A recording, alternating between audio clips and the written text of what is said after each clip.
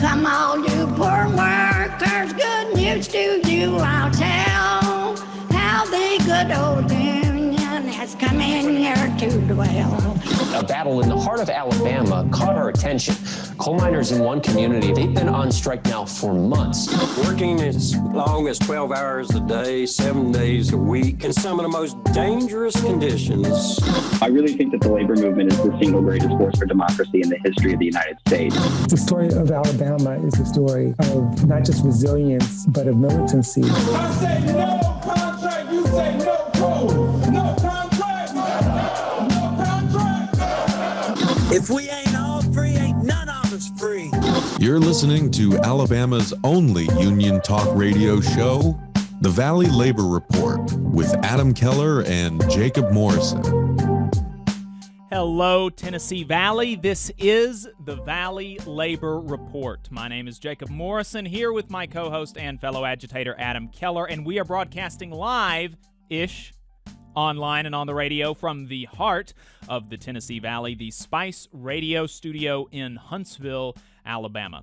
Workers at Starbucks continue to make waves, and we hear from some of the workers in Memphis that Starbucks fired in retaliation. Alabama coal miners had a hearing in the Senate today, no thanks to Alabama's delegation. Politicians in Montgomery moved to increase liberty with respect to firearms and decrease it with respect to our speech and assembly rights. We speak to Senator Sam Gavin about that, and you know what? We've got more on today's program. If you want to tell us what you think about the program today or ask us a question, you can leave us a voicemail. We've got a phone number. That number is 844-899-TVLR. 844-899-8857 is the phone number.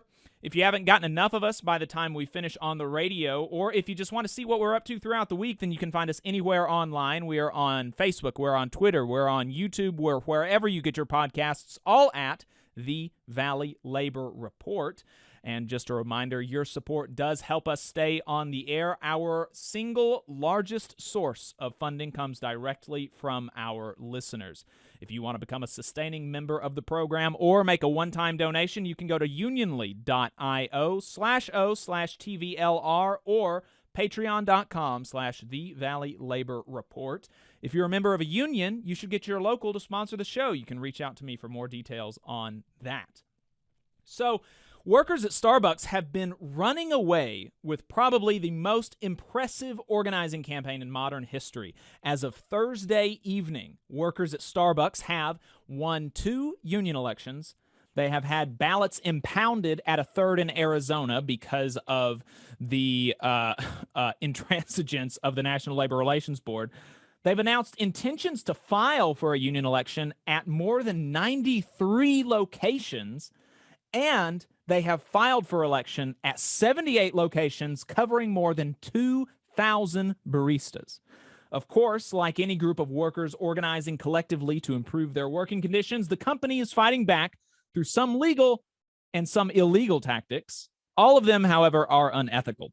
Baristas have faced bombardment by executives on their locations, harassment by managers that they'd never met before, intimidation, including 6-on-1 mandatory meetings, unnecessary captive audience meetings, including one that was forced on our friends at the Knoxville location. You'll remember us speaking to Maggie Carter a month or so ago, that exposed the entire crew to COVID and closed the shop down for a whole week. And that is that's why we've got our next guest on the line today. Retaliatory firings. Baristas at a Memphis Starbucks announced that they would be unionizing a couple of weeks ago, and they gave an interview with local media on January 18th, for which they were fired.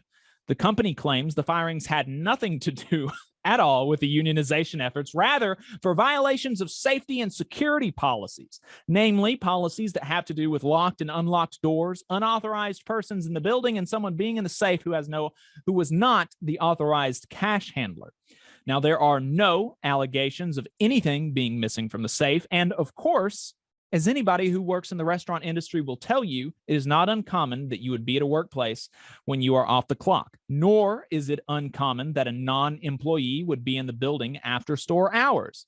I'm willing to accept that maybe there are some companies that take these policies more seriously than others, but I believe it's wholly illegitimate to fire employees as a first response to violations of these policies, especially given that these policies had not been consistently enforced. As the former manager of this location can attest, let's listen to a clip of a video that she sent to More Perfect Union. Adam, play that clip for us. My name is Amy Holden, and I am the former store manager of the Starbucks Poplar and Highland location where many union partners were terminated today. I was with the company for 9.5 years, so I feel like I have a pretty good understanding of what Starbucks policies and procedures are. We have a process at Starbucks when it comes to corrective actions and terminating partners. We do not move straight to termination for anything that is not considered egregious, like stealing and harassment and those kinds of things. Those things we would move towards corrective action to, as long as partner resources supported it. The majority of a violation, a policy violation, would move to some level of corrective action where we would assume positive intent and help that partner correct their action rather than moving straight to termination. It's very rare that we move straight to termination for some sort of policy violation. These partners were terminated for policies like going behind the line when they were off the clock. It's something that's done across the company and especially in the Memphis area. They went behind the line for various reasons, but if we terminated everybody that did that, we would not have a staff. Many of those partners have done those things directly in front of the district manager and the new store manager, and they've never been coached on it before. Nothing was ever said about it. So clearly what we're looking at here is a selective enforcement of store policy. So we wanted to talk to some of the folks that have been affected by this. We brought on 2 of the 7 that were fired, Nebretta and Kylie. So Nebretta, Kylie, thank y'all so much for joining us today. I really appreciate it. Oh, thank you for having us. Absolutely. Thank you. So can y'all tell us why the company told you that you were fired? Well, I know I was, in my write-up, it says that I went and back house unauthorized, well, off the clock, I should say. I went behind the bar off the clock, and it said that I unlocked a door for an unauthorized person to enter the building after closing, which is completely untrue. I was never near the door. And Kylie, what about you? I was told I was fired for being behind the bar off the clock. I was fired for being back of the house off the clock, for being in the store after hours, and for not wearing a mask while off the clock. So we listened to your former manager say that these policies were not enforced before. Is that something that y'all can confirm? Yes, Yeah, definitely. Yes, I can confirm that. So can you talk to us about, like, she even said that you did some of these things in front of the new store manager and the district manager before, and nothing was said. Is that true? Yes, definitely. Yeah, all the time. And I worked in a restaurant for 3 years, and this is something that that happened at my restaurant all the time as well. We would have, there would be people in the restaurant after we closed, like our friends, just, goofing off with us in the store. Like sometimes we would even make food, like just hang out in the store sometimes, which that's, and y'all didn't even do that. Yeah. Talk to us about what exactly happened there. Cause I've seen some differing accounts of exactly who was in the store at what time. So can you talk to us about that afternoon when you brought the media in, when the store closed, when y'all were there, all those types of things? Yeah, sure. So I know everybody that did the news broadcasting, including the media that was there, they were 100% there before we closed. We have a grace period policy where we're not even allowed to tell customers that we're closed until at least 10 minutes after we have closed. We treated them like we would treat any other customer. We allowed them to stay. They wanted to interview us. And so that's exactly what we did. So the store, it wasn't even like y'all brought them into the store after it was closed. They came wanting to interview you, and you allowed them to stay and gave the interview. Yes, correct. So given the lack of enforcement of these policies beforehand and the situations around the actual incident itself, why do you believe that you were fired? We were 100% fired because we were trying to build the union within our store. Because these were, like we said before, these were all policies that were never enforced, but all of a sudden, as soon as we went public, they decided they want to start enforcing policies and try and do everything they could to get us in trouble. Definitely, I can attest to that. I know one of the people that was fired had completely nothing at all to do with the news broadcasting, but she was seen on camera signing a union card that day, so they fired her. Wow. And could y'all remind us, how soon did these firings happen after the interview? Like it took 2 about weeks. a month. Yeah, like a couple of weeks, almost a month before they even concluded their quote unquote investigation, as they call it. So how have the people that were not fired, how have they taken it?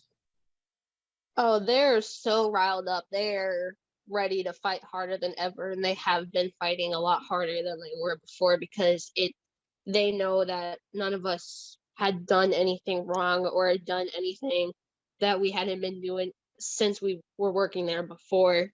So everybody has just been fighting and pushing a lot harder than before. Definitely. We already have a whole new committee. Wow. Since they fired the original committee, we've already had a whole another committee, and they're now starting their anti-union scheduled meetings. So they're definitely holding in strong in there. That's great to hear. I'm really glad that it seems like these firings have had the opposite effect. Let's talk about y'all. There have been there's been a lot of support pour in from across the country. There's been a GoFundMe that's currently raised more than $50,000 to support you all while you're waiting to hopefully get your jobs back. And there were protests at unionizing Starbucks locations across the country, including at your location in Memphis. What has it felt like seeing that outpouring of support? I know it's been very important to us, and we greatly appreciate how much support we have gotten, because these things were unjust. And I mean, of course, you know, we're a little sad and upset that we can't work with our friends anymore because we're super close to our store. We're like a family there. So it's kind of sad that we have to kind of watch them through the window and they have to watch us through the window. But I mean, it's been uplifting. I just love all the community support and the national support that we have received. It's been amazing. Yeah, no, I've honestly felt the same way. It's honestly like warmed my heart a lot, and I cannot thank anybody enough for the support that they've given us. Like, I will go through, like, I'll just be scrolling through Twitter and I'll almost start crying just from how much people have been supporting us. It's been so nice to see. Yeah, I've enjoyed seeing it. And I can't imagine how it would feel to be on the receiving end of so much support from all across the country. Why did y'all want to unionize in the first place? Like, what was the catalyst there? I know I personally started unionizing not for myself, but I did it for the coworkers around me because I was watching everybody being cast aside. Every concern was not being addressed, no matter how much we were trying to address it. And I just got to the point where I was tired of watching my friends being hurt left and right. And so as soon as somebody said, hey, let's start forming the union, I jumped right on board for everybody. Yeah, mine was more of like safety precautions and health things in the store. Starbucks, you know, says that they're doing everything they can for COVID cases, but I mean, we had a case in our store where I want to say like 95% of our store had caught in COVID. And I know I was exposed multiple times, regardless of me being fully vaccinated. I still feel unsafe in that environment. And I let my manager know that. And she basically just brushed me off and was like, well, you're fine because you're vaccinated. No, that's not okay to be around sick people like that. Yeah, so when we tweeted about this or shared something that y'all had said, and it was crazy because, you know, we're like a small talk radio program in Alabama, and the director of crisis communications for Starbucks emailed us wanting to, like, quote unquote, like, correct the record. And he was extremely adamant that it's like that the safety is such an important thing, that these are terminable offenses because they take quote unquote partner safety so seriously. How would you respond to the claim that Starbucks takes, you know, worker safety very seriously? I would say, you go first, Bretta. Oh, sorry. I don't believe they do. I mean, they say that we don't need a union and that we can solve this in-house. We don't need a union and everything. And I mean, it's kind of crazy they even say that, because when you go to the higher ups, they just push you to the side. And for them to come out and to try to make us seem like bad people and basically just trying to dirty our name like that, I think it's ridiculous that they would even try to say that we were so unsafe. I mean, if we were so unsafe, why allow us to work 3, almost 4 weeks with other people if we're so unsafe? Yeah. Right. No, yeah, that's definitely what I was gonna say as well, is we're definitely like, they're definitely trying to do, they're reaching out to small programs just to try and save their own face, because, you know, I'm sure they fire a bunch of people throughout the company, like every month. I'm sure they fire so many. And just for them to just now be reaching out to media to justify themselves, that's how you know, like, what they know what they're doing. Because, like, you don't hear them reaching out to, like, New York Times to justify why they fired this person for being late that many times. Like, they're just doing this to save face and to show that, oh, we're still a progressive company, but these people were here to fight the progressiveness and everything. Right. Do y'all regret beginning this effort? Oh no, definitely not. If I could do it again, I would 100% do it again, the exact same way. Oh yeah, no, same. I do not regret this at all. We've had so many people reach out to us, tell them that we have made them a lot more confident in unionizing. So we've just been like a support for many people, and I would not have another team that I would rather do this with. That's great. I'm really glad to hear it. To wrap up the conversation, I'll give you a fun tidbit from my conversation with Reggie, the director of crisis communications for Starbucks. When I ended my conversation with him, I asked him how much he was making, and he did not want to tell me. So when I asked him, he was like, how much are you making? And I said, $55,000 a year. What about you? And he was like, well, that's great. I'm sure you do a great job. Let me know if you have any other questions. Oh, wow. Yeah. They definitely just want to cover all their bases. Exactly. Yep. All right. Well, Kylie and Nebretta, thank you so much for your time. Really appreciate it. Thank you so much. Thank you for covering the story. And stay strong. We've got Yeah. your back, and there are people all over this country, all over the South, that are really inspired by your actions and will continue to support you. Yeah, absolutely. Thank you guys so much. Thank you for that support so much. That honestly means a lot. Absolutely. And let us know if there's ever anything that we can do. Like I said, I'm the Secretary Treasurer of the North Alabama Labor Council. I know some folks that are a little bit closer to your area. So if there's anything that we can do as unionists, let us know. If there's ever a story that you want us to talk about or to talk to us about, let us know. Happy to support. Y'all have a good one. Okay. All right. You too. Thank you. Right. Thank you. We've been talking to Nebretta and Kylie. They are former Starbucks baristas. They were fired in retaliation for unionizing at a Memphis location.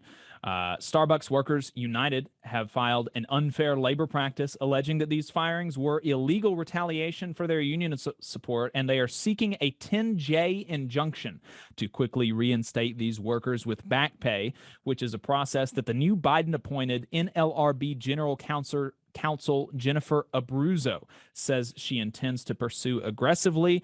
She has got a chance to prove it now. You've been listening to the Valley Labor Report. My name is Jacob Morrison. My co-host is Adam Keller. We are going to be talking about the legislative session with State Senator Sam Gavin on the other side of this break, so don't turn the dial.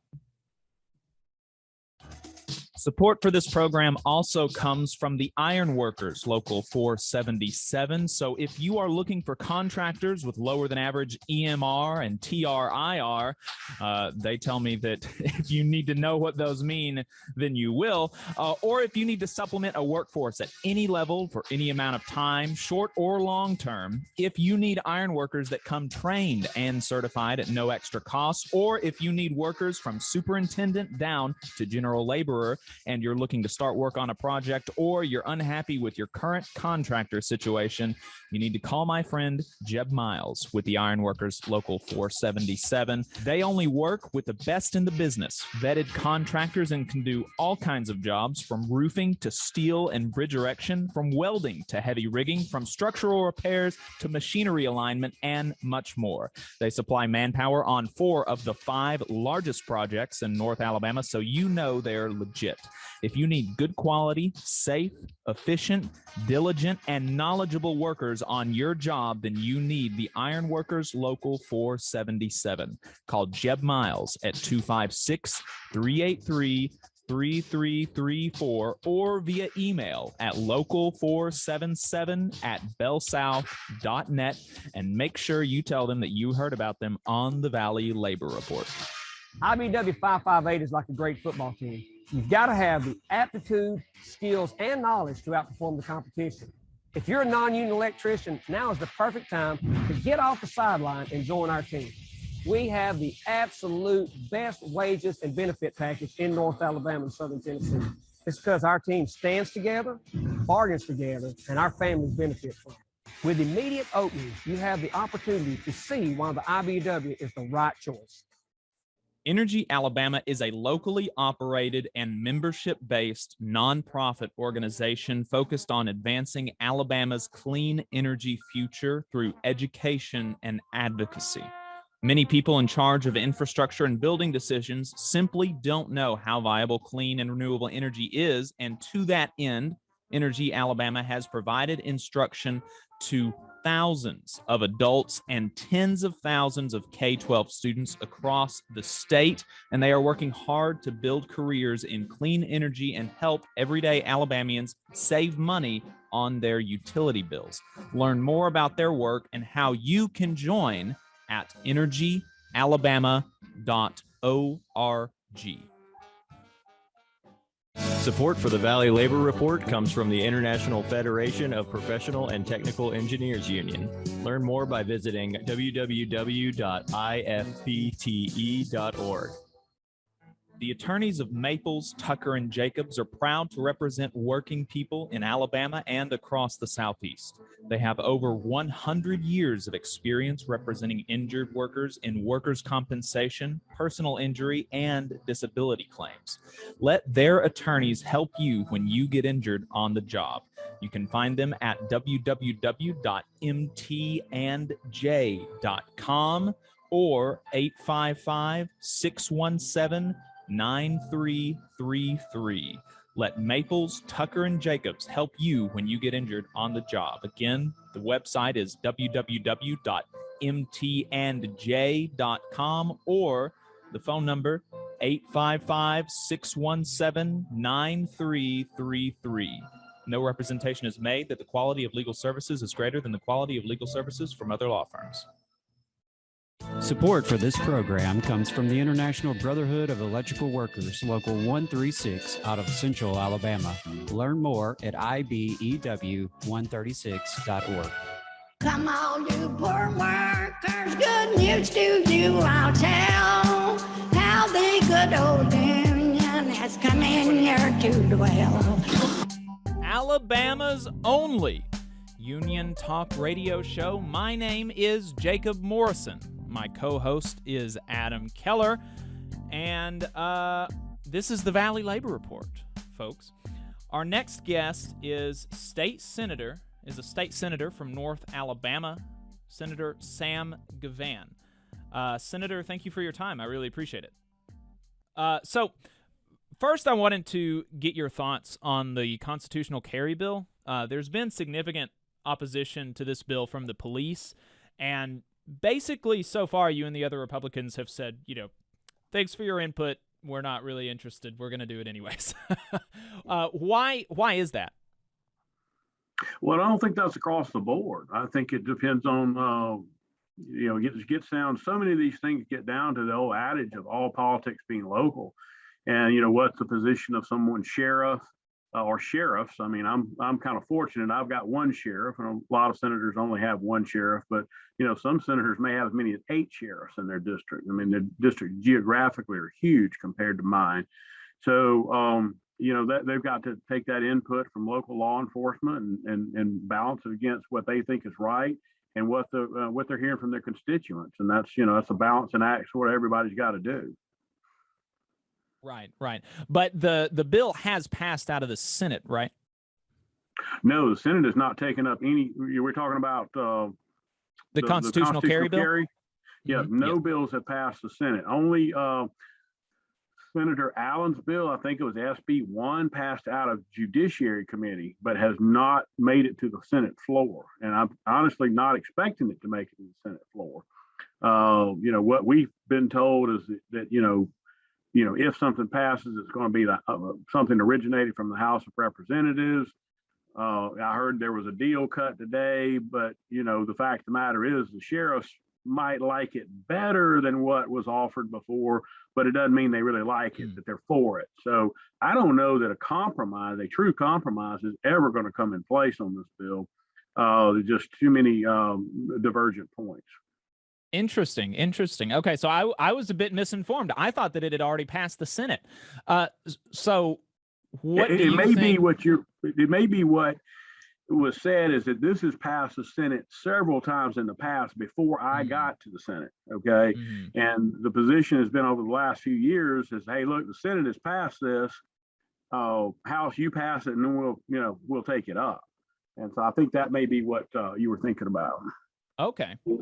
So how do you feel about its prospects then, passing the House and the Senate? In an election year, I'm kind of thinking it's dicey because first of all, there's several sides to the coin. I mean, when you poll the issue about constitutional carry, and people shouldn't be doing things on polling, but that's it's can't tell me it doesn't factor into a lot of people. But when you poll constitutional carry and you say, are you for constitutional carry, the initial response is pretty high.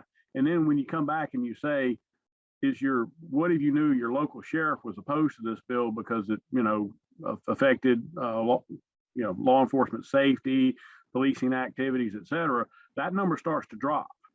And so, you get to that other side of the coin and what is the, when the voter gets the rest of the story, and I think I take issue with some of their arguments personally on constitutional carry. But one of my constituents asked me is, are you absolutely for it? I'm like, well, I'm not, of course not absolutely for it. I mean, it depends on, we get into semantics there. I mean, can you, take a loaded gun into the courthouse, because you've got a constitutional right to do so? No, I don't think that's a good idea, especially, since we've had people gunned down on the steps of the Madison County Courthouse in at least the last 25 years, maybe more recently than that. So, while I support it generically, everything's going to have limits. Right. So the and that's more or less, I think that we're at least unopposed to it. I know that Adam is a gun owner, one of the former hosts of the show, president of the Machinists Union in Decatur, very big gun owner. We're at least not opposed to the bill, and I guess I had thought that you were maybe more in favor of it than you seem to be from some of the other interviews that you've given, It's a matter of degree, because and I apologize because I mean, and your listeners can't know all obviously what I've been through, but I mean, I get so many different fronts on this. I mean, I am for a constitutional carry. I've never hidden that fact, but there's some people want to push it to a point that to where it would even make me uncomfortable. Right. So, and you've said the argument basically from the police has been that there's a certain amount of safety that maybe safety risks involved in a constitutional carry bill, and potentially it will lead to a decrease in the amount of crimes that we can solve because you can use a gun as a pretext for further investigation. But like you said, generally speaking, you're supportive of constitutional carry.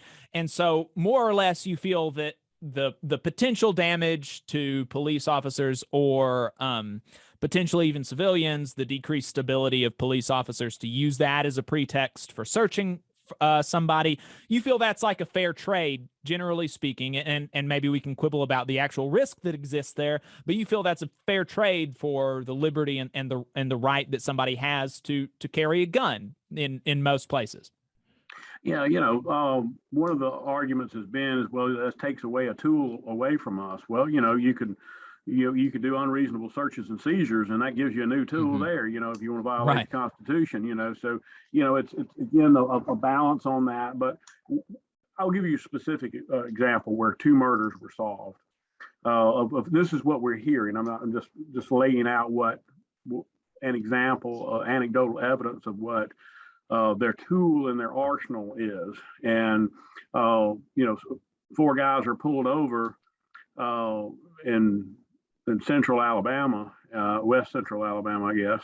And they were, they had, guns that were visible when the police officer pulled them over. And the police officer knew that one of these individuals had murdered somebody in the past.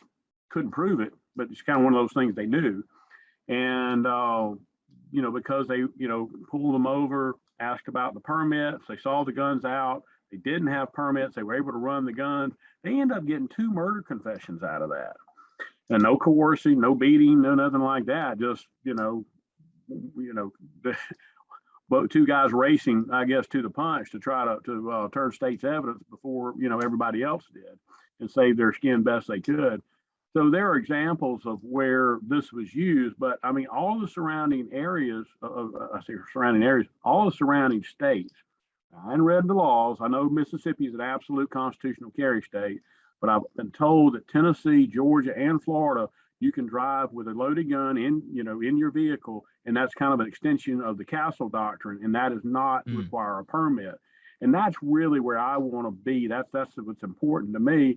And you don't look at all the states around us, their crime hadn't gone through the roof. And, and let's not forget, a big issue about this is money. You find out in Montgomery, we've given overgeneralization and say it's always about the money, and that's not entirely true, but it's often about the money. And here, that's the case because sheriffs do make a lot of money off of permits, and that's that's an overriding issue here. Mm-hmm. Right. And so, another thing around the ability to carry guns is that currently guns are banned at protests. Would this change that? And I know that, for example, the miners that are on strike in Brookwood, Alabama, they've faced company-inspired violence by scabs and bosses, including actually being shot at themselves. And I'm sure that they'd appreciate the ability to defend themselves on the picket line. If would this bill allow them to do that? So the the bill that I understand, and I haven't seen its last iteration that's working through the House, does not increase the places that you can carry a weapon. So would not, so I don't, if it's not, I would say if you could open carry now, then you should still be able to conceal carry, I think, but you can't, there's a lot of places you can't open carry. And for people that don't know, if you do have a weapon that is not concealed, it is quote open carry, where people can see that you have it. Right now, that's the law. You walk down the street with a, with a gun on your holster on your hip. But if you put a coat on to cover that gun up, then you're in trouble. And I actually had one of my church members came up to me Sunday, getting on me pretty hard because he was fishing on Lake Gunnersville, and a couple of guys come up, with open carry holsters, and he's like, "That's intimidating. Why are they doing that? They're doing that to intimidate." And so he thought it ought to go the other way, and I was like, "Hey, that horse is out of the barn. It's not going back." Right. So the law is that you're not allowed to open or concealed carry in a protest-like environment, and so that does include picket lines. So that being the case, do you anticipate a push from somebody else, or do you anticipate pushing yourself to change that? I don't think that you're going to see changes in the Senate to the bill that comes out of the House of consequence. I think whatever comes out of there, that's going to be the thought process is that's all that's going to be able to pass the House of Representatives, and so therefore the Senate's going to have to make a decision: do we accept it or do we not? Okay. So it seems to me that at the same time that there is a push, and not wrongfully, I don't think, to increase people's liberties with respect to their ability to carry firearms. Senator Allen said in a statement that as an elected official who swore to uphold the Constitution of the state and country, I'll always do everything in my power to preserve the rights of Alabamians, especially those granted by the Second Amendment. It seems to me that as there's a push for that, there's a push in the opposite direction when it comes to speech and assembly rights. And I'm speaking now about House Bill 2, the so-called anti-riot bill. Can you speak to, do you see a dissonance there? So, well, the difference between speech and riot, I mean, when it crosses the line, the line, because obviously we've got a right of free assembly in this country, paramount to, what those some of the major things that obviously led to the Revolutionary War is that suppression of speech by the king. And so, the government has to have forums where people can speak and express their opinions. And, we're starting to have that's actually spilling over now with SB 10 spilling over into the internet. And that's going to be another issue that we're going to have to deal with possibly going forward. But I read, Pro Tem had asked me last year to read and at least one other attorney, and maybe more than that, to read the riot bill. We'll just call it that. And and Representative Treadway was very adamant about it. Of course, he was in Birmingham where they had the experience. And the reality is this: I mean, maybe I'm missing something. I'm about to be 55 years old next week, and I don't recall a riot in Alabama other than the issues that we had in Birmingham. We had a little bit of it, I'd say a touch of it here in Huntsville, a little unrest, but it didn't go too far. Went a little farther than I liked it to have gone, but it didn't get to the level of Birmingham. And so I don't know that we need to have a just absolute rush to judgment on here. I felt like there were provisions, and I don't remember all the specifics, but I felt like there were provisions that were needed to enhance the law and fill in some voids in the law. But I also thought it went a little bit further than I thought was necessary. So so many of these things, the truth somewhere in the middle, and maybe that's the situation now. Now, this passed the House last year, but it pretty much shut the House of Representatives down last night. And so again, it gets into that in an election year, how much are you going to gum up the system, so to speak. The filibuster is a powerful thing, and we see the minority in Alabama use it well, and I am one that believes in the filibuster. I believe in it in the U.S. Senate. I believe in it in the Alabama Senate. Now that doesn't mean that we're not going to cloture the whoever it is. I mean, it's a little bit easier for us to do cloture than it is. Certainly, they can't do it in Washington the way the balance is. But the rights of the minority to speak and go to the microphone in both houses is really, can, as you see this bill go forward and maybe another couple of bills go forward, I think you're going to see the Democrats really go to the mic. And look, we don't like to have to cloture. Sometimes we do, and sometimes it's and sometimes there's some bills out there. Frankly, I don't think Republicans can get cloture on the Democrats, even though we've got the 27 votes to do it. We don't have 21 votes that would actually sign a cloture petition to trigger that. So it's a I say all that to say that the riot bill may not even pass the House this year. And then once it comes to the Senate, I mean, Senator Smitherman sat down in my office and told me there are two bills he's got a big problem with, and one of them is the riot bill.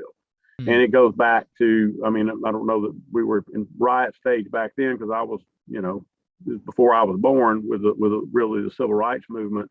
But I think that's what's driving him. It's not what's happened in the last couple of years ago. It's what, he was there, he had to walk the walk back when those changes were made. Yeah, well, so I can, I'd be interested to know what the provisions of the bill you thought were needed, because as far as I'm concerned, I would support a bill mirrored after the constitutional carry bill in terms of speech, which would, if we kind of mirror it, we could say that, well, municipalities, it's my right, it's my constitutional right to speak and assemble in a public place, and so I shouldn't have to get a permit for that. We could imagine a bill based on the constitutional carry bill that would eliminate a certain Tuscaloosa County judge's ability to issue injunctions against people picketing their boss. Now, does that of course, in the same way with the constitutional carry bill, that murder is still illegal. You still can't shoot somebody. It's illegal to hit someone with a gun or shoot someone with a gun. It would be illegal to hurt somebody in a protest or damage property. But as far as I'm concerned, we should be loosening restrictions on speech and assembly instead of restricting it. What are the provisions that you feel were needed? So it's literally been, well, maybe not quite a year, but almost a year, 10 months since I read that. And I don't, when bills come up, and I'm known as a reader. I mean, that's my reputation. I can't read everything that comes up, but I do try to read the bills. And I'm certainly one of the more prolific readers, I think it's fair to say, in the legislature. But I also try to choose which ones I'm going to read, meaning when it comes from the House, I'm going to read it again.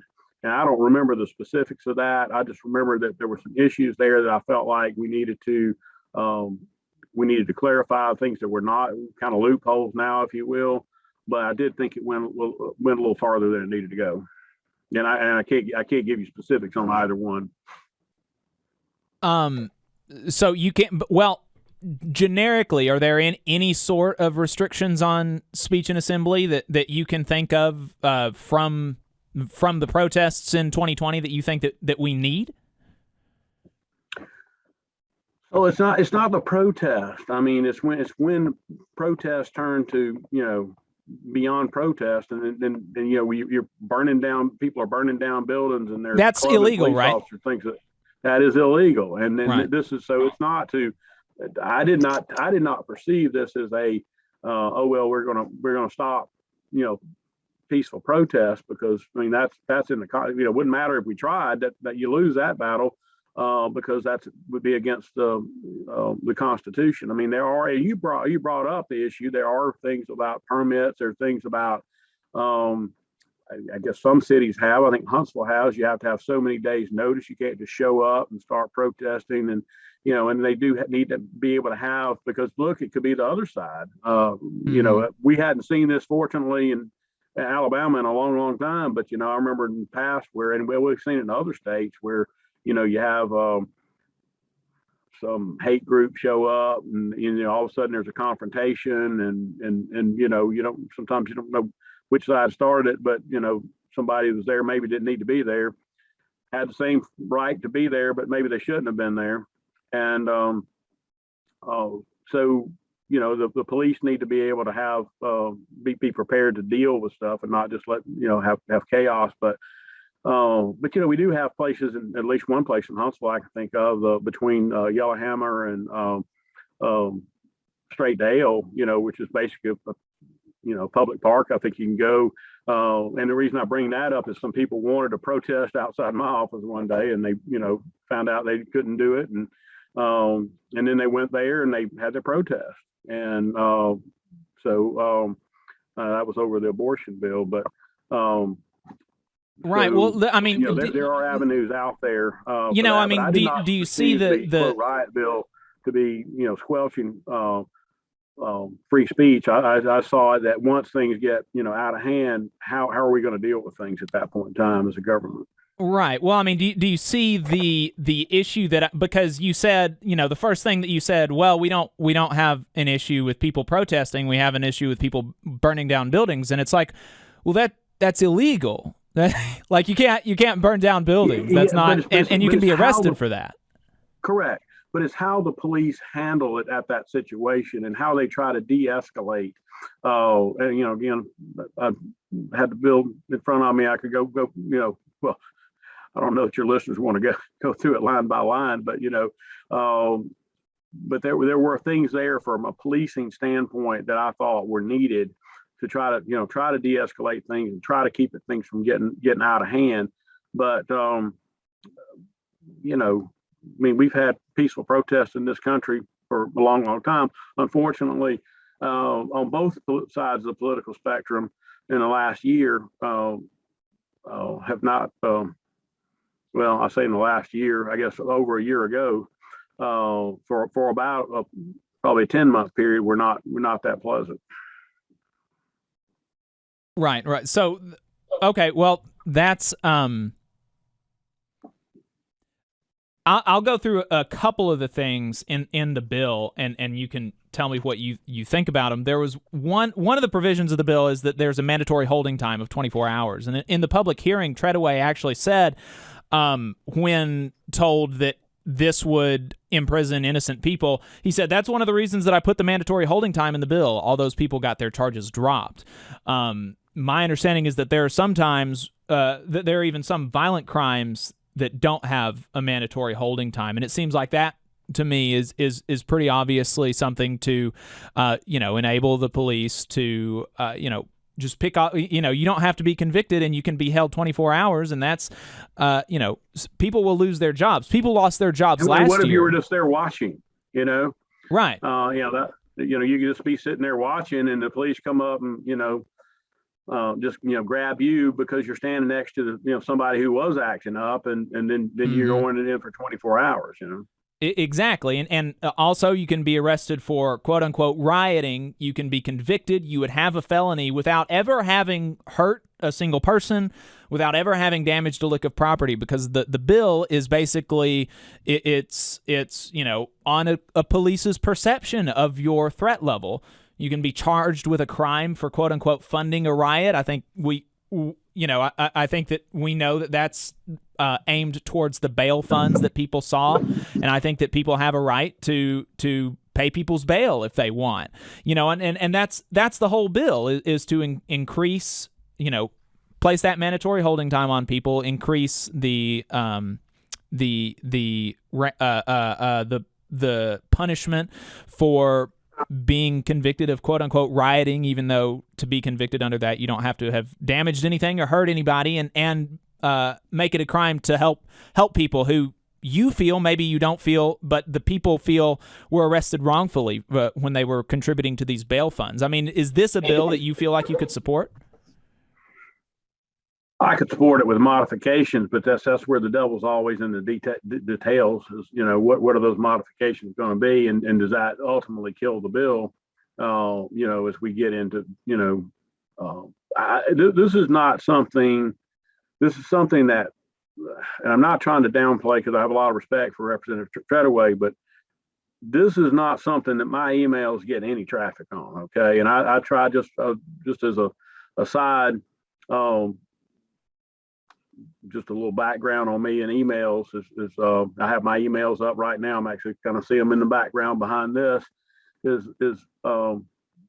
I do not pay attention to emails. I'm not running for governor. I don't pay attention to emails from the other part of the state. I pay attention to emails from Madison County.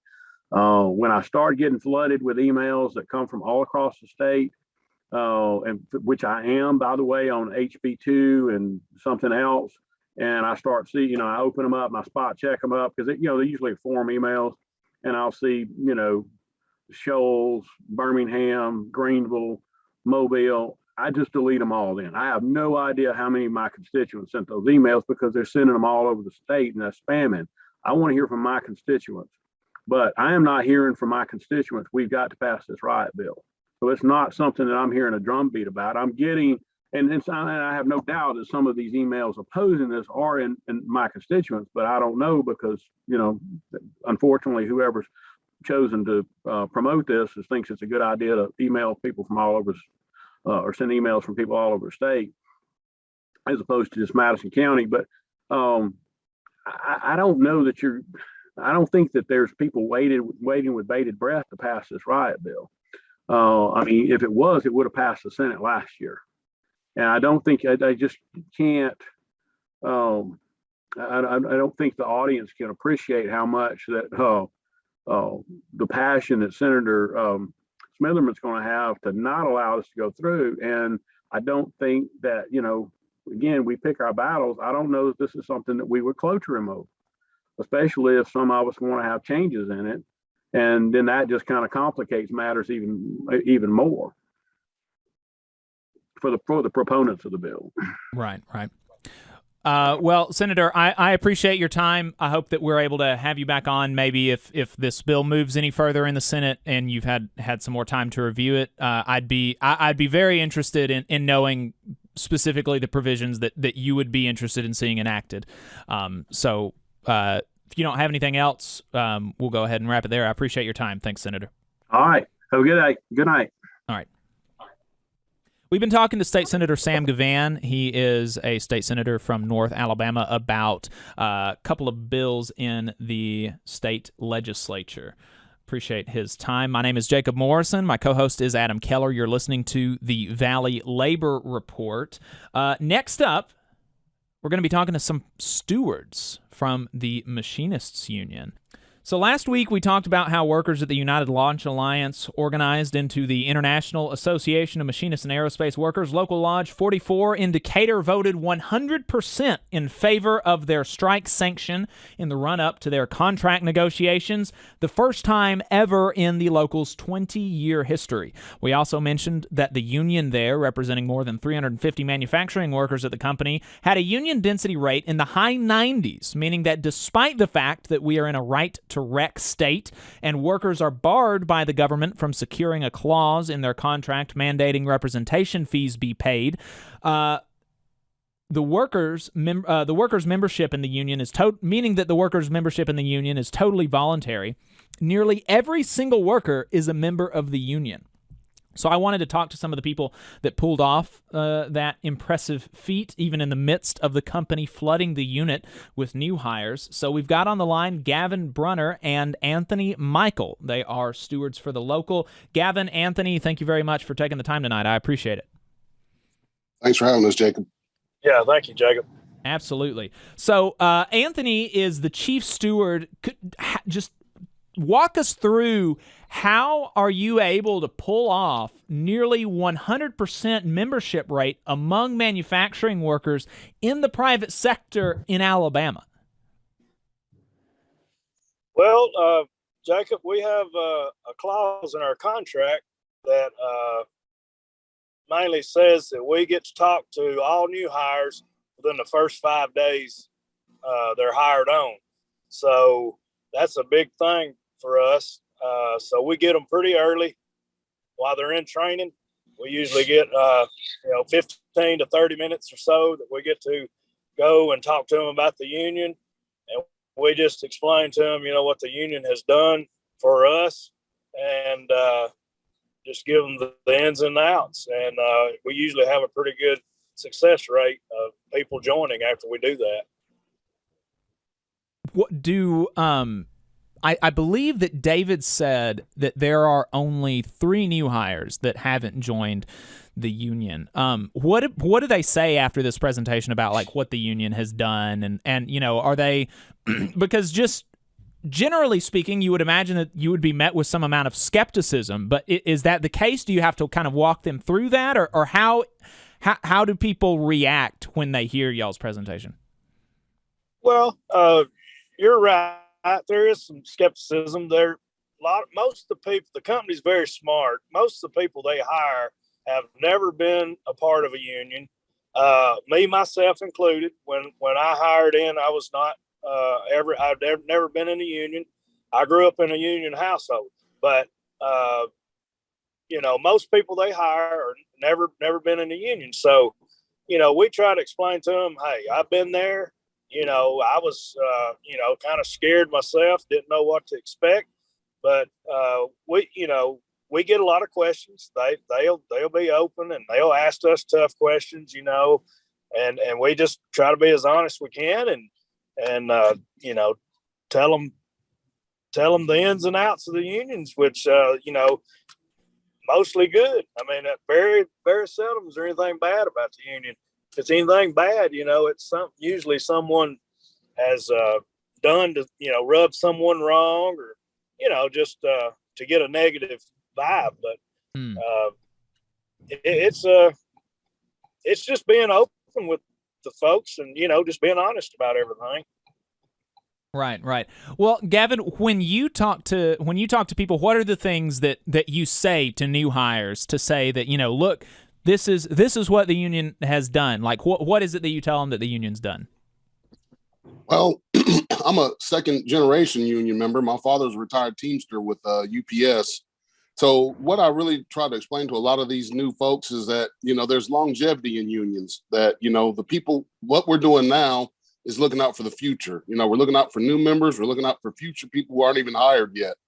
So, the thing that really helps a lot is, word of mouth gets around inside the plant. So a lot of these new hires, even though they talk to us, they also talk to a lot of their coworkers once they hit the floor. So, and that really sells a lot of it also. So it's not so much that it's just the officers that are making all of the, the sales pitch, but the actual coworkers, people they're working side by side with, get a chance to really talk to these guys and let them know that, hey, our conditions are a lot better with us having a union versus if we didn't have a union at all. What are some of the skeptical questions that you get from new hires, and how do you answer them? They ask a lot of questions about, the dues rates, and, with the IAM, we're one of the lower rates for our memberships. We generally, as far as dues goes, they're roughly your hourly rate times 2 per month.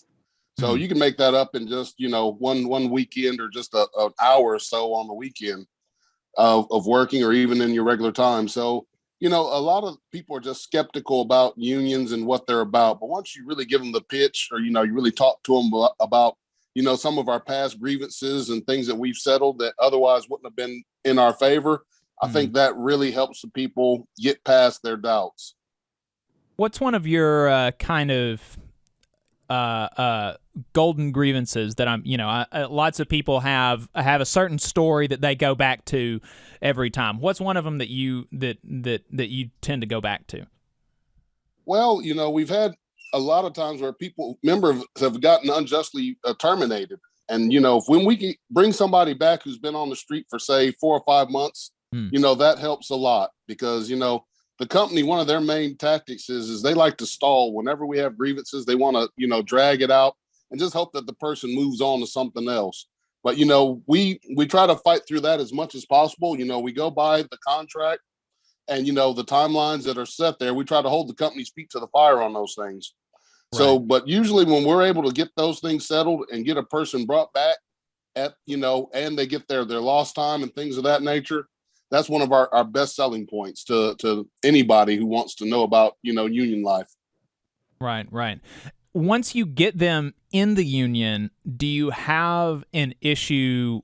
Well, I mean, clearly you don't, but why is it that you don't have an issue retaining them? Because, I can imagine a world in which, like, okay, you sell them this pitch at the new hire orientation, and then 6 months down the road, they say, you know what, this isn't really working for me. I'm gonna cut up my union card, stop paying my dues, and I'm just not gonna be a union member anymore. But y'all don't have that problem. Why is that? Well, I think, the thing that really helps us the most is sometimes you just have managers who just don't want to follow the rules. And when you see that happening to your coworker or someone, in another department or anything like that, that makes you really want to stick to being in the union. The solidarity, the family that we actually have in there as a part of the union, that really helps a lot. But, you have a lot of rogue managers or managers who will lie to people about things all the time. That kind of stuff, we couldn't get any better advertisement and things like that. Yeah, the best organizer is a bad boss, I think, is a pretty common saying in the labor movement. Oh, Anthony, we got you back? Yeah, sorry about that. I don't know if it picked up another signal or something. I don't know what that was. Oh, no worries. So the what about the 100% strike sanction vote? Why do you think it is that your membership voted 100% in favor of in the strike sanction vote? Well, I personally, like I said, all of us stewards, we get out, we do a lot of talking because the company has hired a lot of new hires here within the last 3 or 4 months, and we know how important this vote is. So we get out and we talk to the people, and like I said, these new people, that a lot of them are thinking, was this voting to strike? And we told them, we explained to them, no, it's not. It's the vote that will allow us to strike if the company doesn't meet our needs. And and we said this is very, very important, almost as important as the actual strike vote for the contract. So they understand it, and we just, tell them if we get a bad percentage rate, we're probably not going to get a good contract because the company will feel that we're weak, and they'll just say, hey, they're weak. We'll just offer them whatever. And I think the people, they hire some pretty intelligent people out there, and they listen, and we got a good vote. That's awesome. Yeah. First time in the history of the local, is my understanding. Yes, it is. We're always been in the 90s percentile, but yeah, I believe this is the first time to be 100%. How are? Oh, I'm sorry, Gavin. Were you about to say something? No. I think that you had a big turnout, and we just had the 100%. It really speaks volumes to what we're really getting ready for this spring. The people, they really are, we're in a good bargaining position versus the company. We got a lot of work coming in. We got a lot of new contracts that have come in, so we just really want what's fair, for our members. And hopefully that's going to be, things will be, successful this spring. Yeah. Yeah, I sure hope so. And we're definitely going to be keeping an eye on that and following that as the negotiations begin. Y'all are going to be doing some actions in the run-up to negotiations, and I'm sure that we're going to be talking to some more of y'all in the meantime. So what would you say to a union member out there? There are we get a lot of non-union members, but a lot of union members as well. What would you say is the most important role of a steward to union members who may be interested in moving into that kind of role? Well, we try to get the people basically to educate them on the contract itself. The rules are the rules. We just want people to call, HR especially, to call balls and strikes. That's the kind of thing that we get, talking to the to the membership. We'd like to get more participation as far as the officers and things like that go. But, we've been pretty successful in just the last 6 months or so with bringing in a couple of new stewards. So, the thing is, it's not, a lot of times people want to think, well, these guys are doing a good job. Just let them have it. Let them handle it. They're taking care of it. Let them take care of it. The thing is, you got to have a lot of participation from everyone in the union. The thing is, we want to bring in people to because you can get burned out doing some of this stuff, year after year. But bringing in the new members, they have a fresh perspective. They'll help get everything done that we need done. So it's always good to have a new face coming in. Absolutely. That's great. That's great to hear. I appreciate y'all's time. Is there anything else that y'all wanted to add about, about y'all's being able to keep your membership rate up that high, going into negotiations? Anything else that y'all wanted to make sure you were able to say?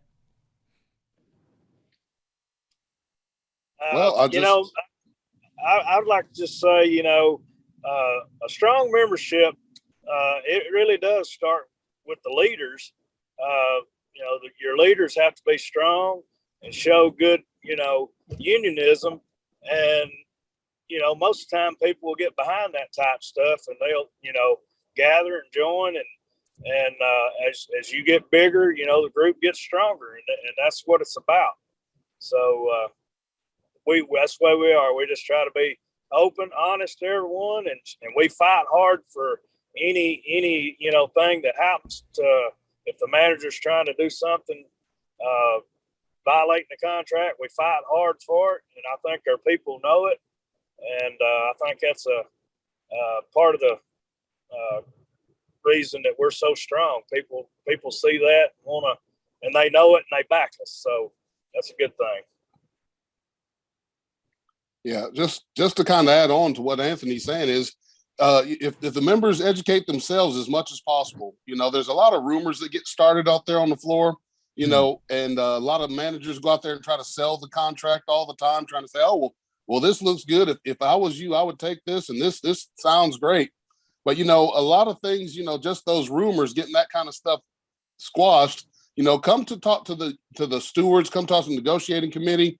Look at the newsletters that come out. Everything that we do, we try to put as much as we can to educate our membership so they can make the right decision for them and their families. Because, one of the worst things that can happen is where you got a lot of people going off of misinformation or things that just totally aren't true. They think that, they're covered, that the company has their back. But, some of these things that come out, when the company mails letters to people's houses, they'll sell all the good points, but they won't say the things, the takeaways and things that us as a union educate our members on, Right. It's, you think it's all about raises or it's all about, this or that. But the thing is, a lot of times with job postings, things of that nature, that kind of stuff is very important. Yeah, definitely. Gavin, Anthony, I really appreciate your time. Keep up the good work, and we'll talk to you later, okay? All right. Thanks, Jacob. All right. Yep. Thanks a lot, Jacob. Absolutely. You've been listening to Gavin Brunner and Anthony Michael. They are stewards for the International Association of Machinists and Aerospace Workers, Local Lodge 44 in Decatur, representing manufacturing workers at United Launch Alliance. They have nearly a 100% membership rate in their union in a right-to-rec state, in a state where workers are not able to put into the contract that they have to pay representation fees to the union. They've still got nearly a 100% membership rate in that factory, and so we commend their efforts and really appreciate their time talking to us about how they've been able to do that. Next up, we're going to be talking about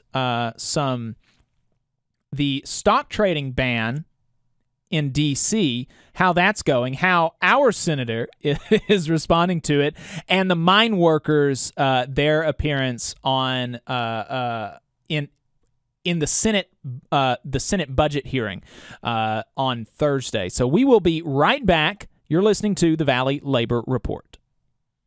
Energy Alabama supports consumers and is a leader in advocating for them. They have been able to successfully fight off utility rate increases in the state, reduce fees for electric vehicles, increase electric vehicle infrastructure spending, and they secured a $100 million refund by Alabama Power after the utility overcharged customers for fuel. To learn more about their work advocating for customers and to join the fight, go to energyalabama.org. There's a lot of talk about a shortage of workers, but that's not the case with IBEW 558. We have provided our customers over 3,000 workers and performed over 3 million man-hours in a pandemic year. With 8,000 OJT hours, 900 classroom hours, OSHA 30, and a state license, our members receive the equivalent of a master's degree. That's what makes IBEW 558 the right choice for your electrical needs. Look us up at Facebook or at IBEW558.org. The attorneys of Maples, Tucker, and Jacobs are proud to represent working people in Alabama and across the Southeast. They have over 100 years of experience representing injured workers in workers' compensation, personal injury, and disability claims. Let their attorneys help you when you get injured on the job. You can find them at www.mtandj.com or 855-617-9333. Let Maples, Tucker, and Jacobs help you when you get injured on the job. Again, the website is www.mtandj.com or the phone number 855-617-9333. No representation is made that the quality of legal services is greater than the quality of legal services from other law firms. North Alabama DSA is looking for folks to work for a better North Alabama.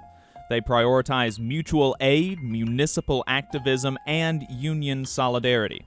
Contact them on social media or dsanorthalabama@gmail for more information. Support for this program is provided by the International Association for Machinists and Aerospace Workers, Local Lodge 44 in Decatur, Alabama.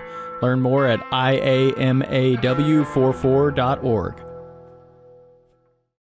Hometown Action is a proud sponsor of the Valley Labor Report, and we're here to help keep you in the loop on the assault on your right to protest, picket, and peaceably assemble in Alabama. The anti-protest bill is back this year, and it's as bad as ever. There is huge interest in building worker power and increasing unionization in Alabama that has corporations scared. Don't let their influence on our state legislators become another tool to arrest striking workers and union supporters. This racist bill is especially problematic for black organizers and unnecessarily gives law enforcement broad discretion to define even small peaceful gatherings as a riot. Tell your Alabama legislators to say no to House Bill 2. We've set up an easy way for you to do that. You can go to hmtn.link/HB2 where you'll find more information and an email template you can use right from your smartphone. That link is hmtn.link/HB2. You'll also find more info on social media at Hometown Action. We're the nurses, firefighters, and claims representatives that help keep our government services running. We respond to natural disasters. We care for our nation's veterans, and we investigate discrimination in the workplace. We are federal and D.C. government workers, and we are proud to serve the American people. Working in more than 70 agencies across the government, we know we can fulfill our mission because our union has our back. Learn more at afge.org. Paid for by the American Federation of Government Employees, AFL-CIO. Support for this program also comes from the Mid-South Council of Retail, Wholesale, and Department Store Union. Learn more at rwdsu.info.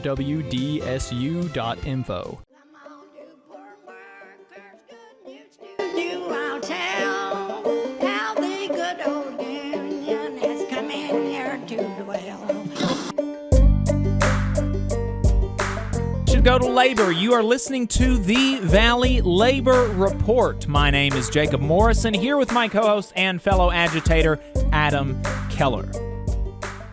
We are talking about, we're about to start talking about the stock trading ban. If you're just now tuning into the show, you missed a really good conversation with Memphis Starbucks workers who were fired for supporting their union.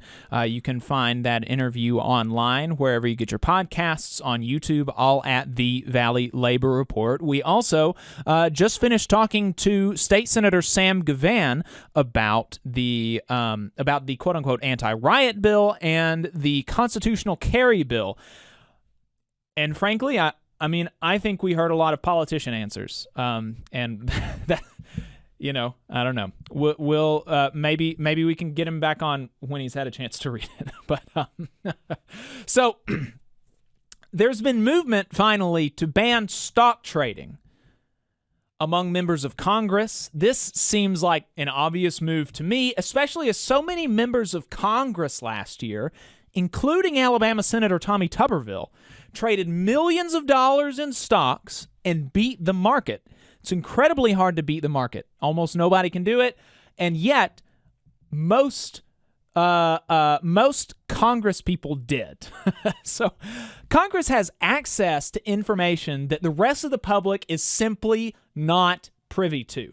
And barring them from stock trading only seems right, especially since we pay them to represent us, not to become millionaires off the information that they have special access to.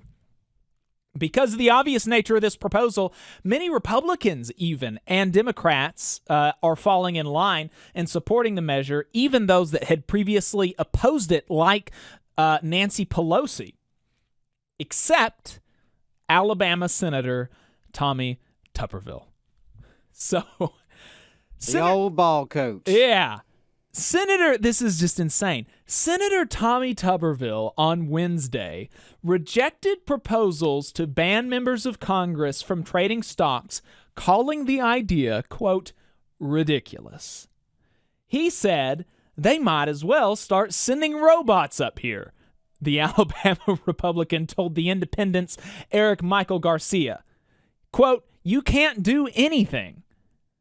He also said, I think it would really cut back on the amount of people that would want to come up here and serve. I really do.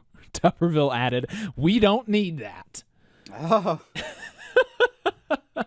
I think these comments are much more revealing than he maybe understands. It'll come as no surprise to you that, in addition to beating the market, he failed to abide by even the meager reporting requirements currently placed on Congress people. From a report on Congress folks' stock trading in 2021, Tuberville was one of the worst violators of the Stock Act in 2021, disclosing 132 stock trades weeks or months late, with transactions totaling at least $894,000. So I think, frankly, if there are people who would serve in Congress but would be dissuaded by a stock trading ban, we would be better off as a country. Yeah, I mean, what if the types of people who are in the Senate, the House, the executive branch, what if they didn't just have like $894,000 lying around in trades? In a year. In 1 year. Right, yeah, that's just and that's just his late trades. Right, that's just a tiny piece of his overall assets. That's insane. And so just the assets he has that he is flagrantly, violating the law, just that alone would be enough to sustain how many families in Alabama? But the median wage in Alabama is $40,000 a year. $40,000 a year. And this guy is saying, if I can't make at least $1 million a year on top of the $200,000 salary that I get from the taxpayer, it wouldn't be worth it to me. Now, it wouldn't be worth it to me. I'll confess that I don't know the fine details of this stock trading ban, but I'm going to assume that you could still have like a generic investment. Yes. You can still have put your money in a mutual funds. fund Mm-hmm. and just let it go. Right. So this is not, you know, I think he's trying to do this victimization thing, but it's not as if he's no longer allowed to make money on the massive amount of money he already has. But frankly, we would also be better off as a country if that were part of the the ban. Like you can't invest anything, no investments while you're a member of Congress, except worker-owned co-ops. Except right. Yeah, we could try to incentivize worker ownership, but well, when we get you elected up there, Jacob, that's we go. Put that top of your list. There we go. Our sisters and brothers in Brookwood barrel towards 1 year on strike. They're 6 weeks away from 1 year on strike now. Still, crickets from the media in Alabama, especially conservative media. Crickets from all but a few politicians, like Tuscaloosa Representative Chris England. He's one of the only people who have consistently supported these striking miners. They're on strike because of unfair labor practices, a failure to bargain by the company in good faith, a loss of health care, retirement, and $6 an hour. $6 an hour. In the absence of support from Alabama politicians, independent senator from Vermont, Bernie Sanders, held a hearing in the U.S. Senate's Budget Committee on what corporate raiders are doing to workers and consumers.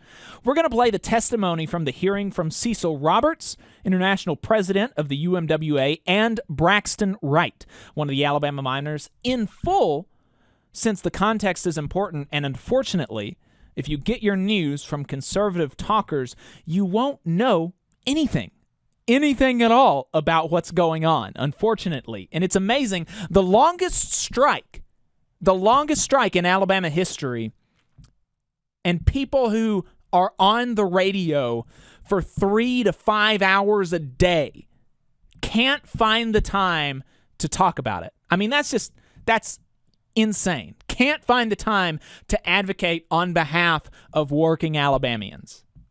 Amazing to me. But so, like I said, we're going to play those testimonies in full. First up, here is President Roberts. Cecil Roberts, the international president of the United Mine Workers of America. Mr. Roberts, thanks so much for being with us. Well, thank you, Senator, for scheduling this hearing and inviting us to participate. We appreciate the willingness to hear from workers here today. I want to thank Ranking Member Braun also for allowing us to be here today, and the panelists here, the senators here on this committee. My good friend Senator Kane is here, and this is an opportunity that workers do not always have to have their voice heard here on Capitol Hill. Today is the 323rd day of our strike in Alabama. I would like to take this opportunity to invite Senator Tuberville to stop by at his convenience, and maybe he could be of some help with respect to encouraging where you're met to join with the United Mine Workers and fashion an agreement to end this strike. 323 days, but this didn't start 323 days ago.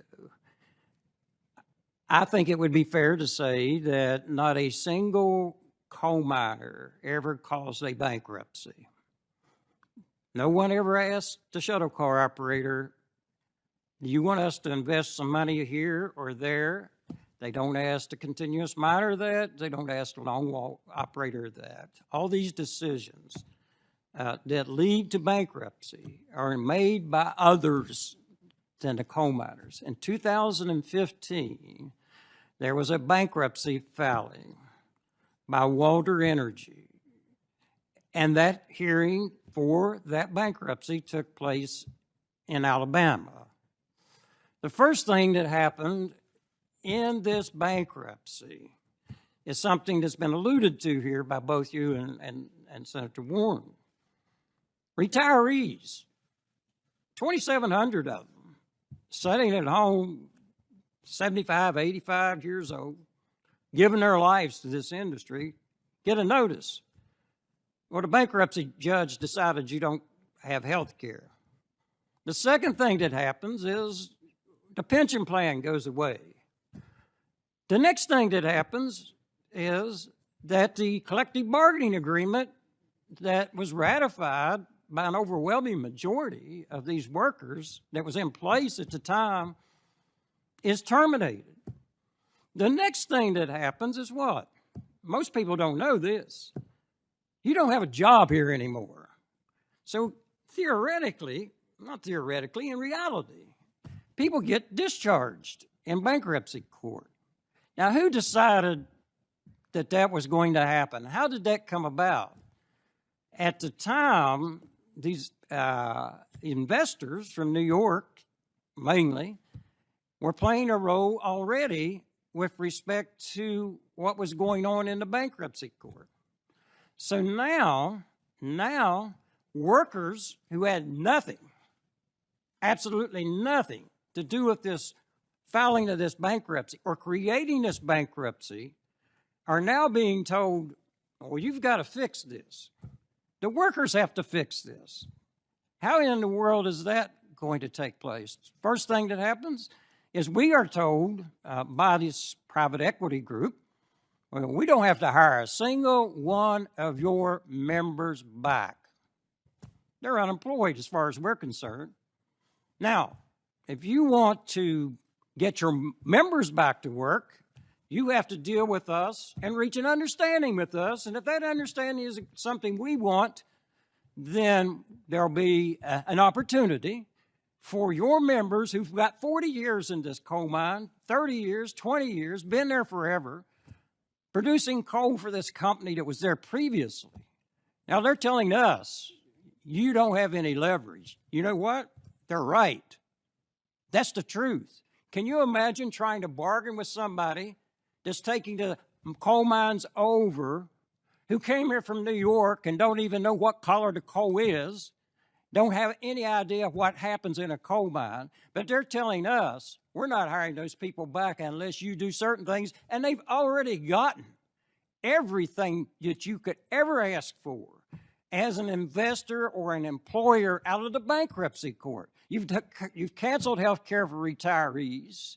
You've terminated the contract. You've now terminated the employees unless your union bargains their way back in. So now the union's at the bargaining table with this group. And we do reach an agreement. It was a terrible agreement. But the workers were told the truth. If we don't reach an agreement with this group, they don't have to hire us. We won't be here to represent you, and who knows what's going to happen to this place. No entity should have that kind of power delegated to them by the laws that are passed here in this location that we're sitting now. That's the law. Bankruptcy laws are horrendous for working class people. There's been 60-some of these in the coal fields of Appalachia. No group of workers should be treated. And let me tell you what's happened since that contract was ratified. It's been 5+ years. Senator Tuberville said how much money they make. You go into mines and spend 12 hours a day, 6 days a week for a year, 2 years, 3 years, 4 years, 5 years. These workers are totally exhausted and they're totally fed up. About the contract that was voted on, the one thing that this committee should know, it failed 95-5. These other agreements he's talking about are the same agreement. They changed this word. They changed that word. New proposal. That's what we've been faced with for about a year now. I think it's disgraceful that these workers have been on strike this long of a time. And you're going to hear momentarily from Braxton Wright, who's been on this picket line daily. And he's one of the leaders of our union on that level. His wife Hayden has headed up our auxiliary. But there are 800 of these families that's not only suffered through this strike, but they have suffered for 5+ years because of what happened to them when these investors rolled into town and couldn't spell code, couldn't tell you what color it is. All they knew is there's some money to be made here, and they're gone now. They're gone now. And now we're tasked for how we keep this company profitable. The coal is selling, by the way, for about $500 a ton. This is metallurgical coal.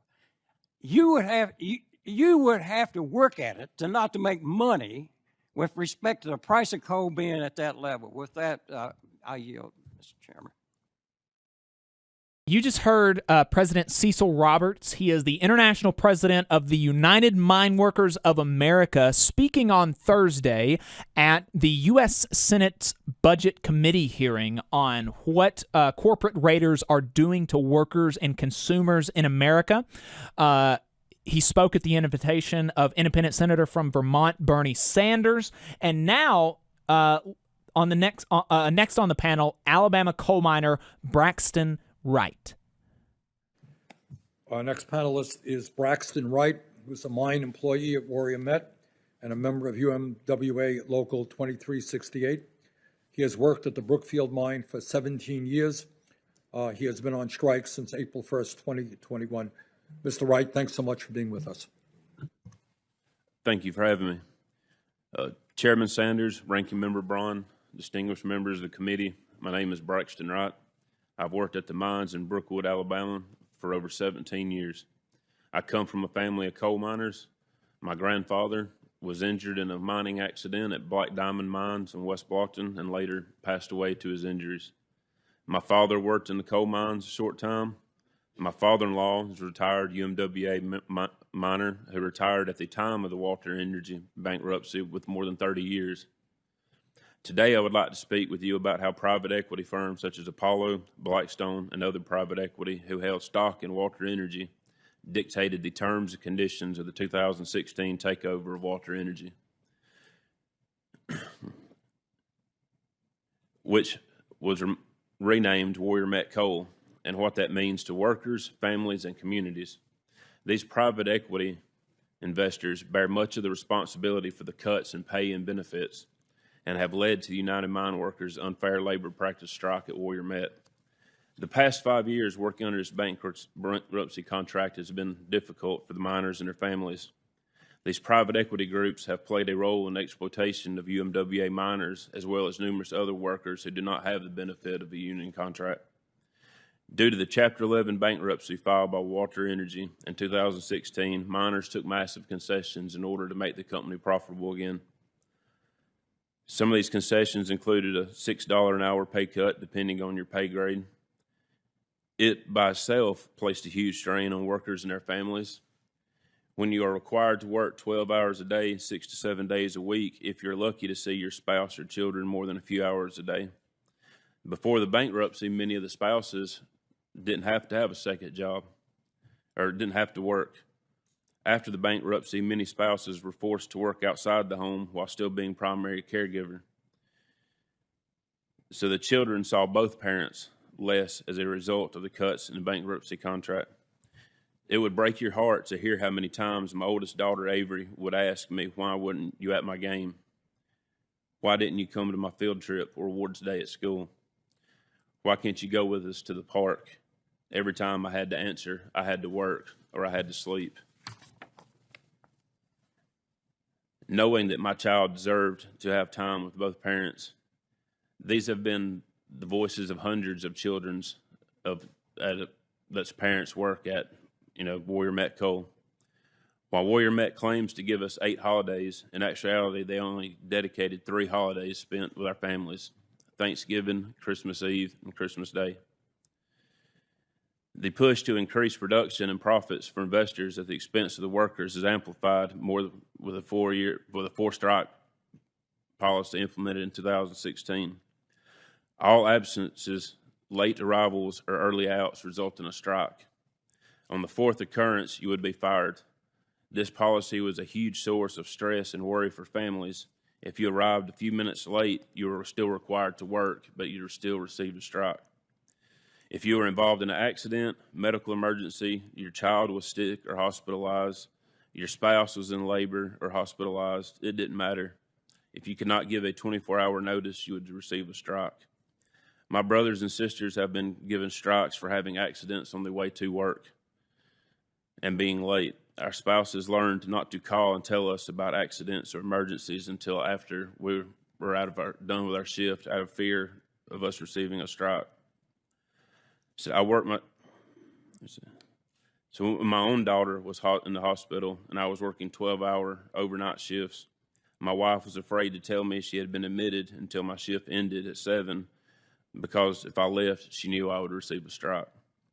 I worked my shift in Brookwood, then drove to the hospital, and then drove back to the mines, back and forth for 3 days in order to be with my family. These unfair labor practices and conditions led the UMWA rank and file membership to strike starting on April 1st, 2021.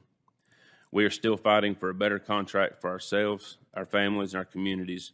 We are waiting on Warrior Met, whose largest shareholder is BlackRock, to come to the table and offer a fair contract to those of us whose labor has been used to make them billions.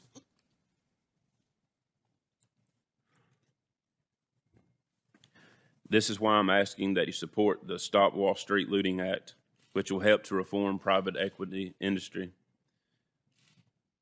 This bill would help workers, families, and communities by forcing private investment firms like BlackRock to take responsibility for the actions of the companies they take over. Management at Warrior Met has stated, "We will starve them out," and they aren't worth anything else. The investment firms that own Warrior Met need to be held accountable for these statements and the treatment workers have endured, not only while on strike, but for the past 5 years. While the company I have helped make billions of dollars over the past decade has turned their back on the workers during our strike, the UMWA has provided strike pay and insurance for the miners while on strike. So other unions and other workers across the country have provided solidarity and direct support. The auxiliary, made up with families from the mine workers, has worked tirelessly to bring and support for us to provide food, clothing, baby items, and holiday gifts to striking families. All workers deserve respect in our workplace and fair compensation for our labor. We will continue to fight for the UMWA brothers and sisters, and we will continue to speak out against the exploitation of workers by companies funded by private equity. We will continue to stand up for ourselves, but also for the workers, families, and communities suffering under the same circumstances. I have traveled with the UMWA to New York City to bring the strike to the doorsteps of BlackRock and call on them to take action to support the workers and communities they have invested in. BlackRock, Vanguard, and other private owners have responded in silence. I would like to ask Congress to take action to ensure that workers and families do not continue to be the victims of these private equity firms who do not care if workers are pushed to the limits as long as they're receiving the highest return on investment possible. Thank you for allowing me to be here today and to share the glimpse of why we are striking in Brookwood. Mr. Wright, thank you very much for being with us. Honestly, I don't know how you listen to these testimonies and be filled with anything other than totally justified rage. When I listened to these live, I nearly cried during Braxton's testimony because of how he spoke about what the bankruptcy contract did to him and his family. Before he was able to, but before he talked about how most of the partners of coal miners, or many of the partners of the coal miners, did not have to work. They could stay at home and be a caregiver to their children and things like that. Additionally, the coal miners themselves had to work less to make ends meet, and they themselves were able to actually go and be a part of their family. And over the last 5 years, these people have essentially been sponsoring their families, having to work 6 to 7 days a week, 10 to 12 hours a day. I mean, that's what it ultimately is. You're not spending any amount of time with your family. You're basically just sponsoring them. You're going to work, you're waking up, you're going to work, and you're coming home and you're going to sleep so that the rest of your family can live. And that's just not something that we should be having to deal with today. That's not something that workers in Alabama should have to do so that New York hedge fund managers can make millions of dollars a year. I don't think that's right. I don't think that's right. But that's not the reaction that Alabama Senator Tommy Tuberville had. That's not the reaction that he came to this Senate hearing with. Presented with an opportunity on a national stage to condemn the exploitation of a small Alabama community by international private equity firms, he began his remarks by saying that he felt this was inappropriate. Adam, let's play that clip. I want to associate myself with the remarks made by Ranking Member Brunner. While this is not the first time the chairman has directly involved himself in union dealings in my home state of Alabama, I want to make it clear and on the record, I do not believe the Budget Committee has a jurisdiction over matters involving labor practices across our country. If a hearing like this should take place at all, it should be in front of the Senate Health, Education, Labor, and Pension Committee, better known as HELP, which I am a member. That being said, I think it is inappropriate for Congress to weigh in on labor disputes. Can you imagine? You're a politician. You're elected to presumably make people's lives better. Like, what do you mean you think it's inappropriate to weigh in on private negotiations? And of course, this is not a consistently held belief that these politicians have. That has been the response from politician after politician that I have reached out to, asking them to comment on this on the strike. They've said, it's not my place, it's private negotiations, whatever. And the same people will talk about Minnie Mouse wearing a pantsuit instead of wearing a dress. That's happening in a private company.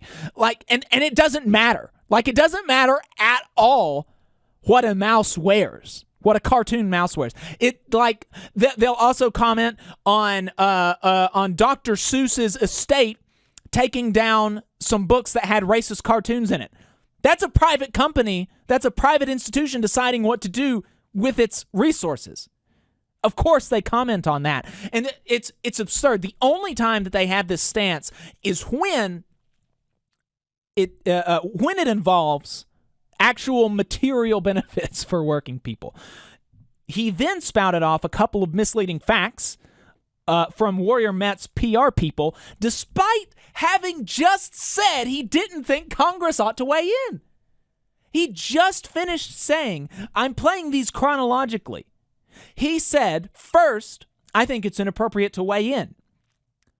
But then he said, basically, well, if I'm going to weigh in at all, it's going to be on the side of the boss. Let's play that clip where he talks about the wages, Adam. I want to make sure the record accurately reflects the facts and figures of what is being discussed today with Warrior Met Coal, located in Brookwood, Alabama. The jobs at Warrior Met Coal pay an average wage of over $97,000 annually. This is one of the top average wages in the state. What a ghoul. What a disgusting ghoul. We just finished talking about how he didn't think $200,000 was enough compensation for important special snowflakes like him. We just finished talking about that.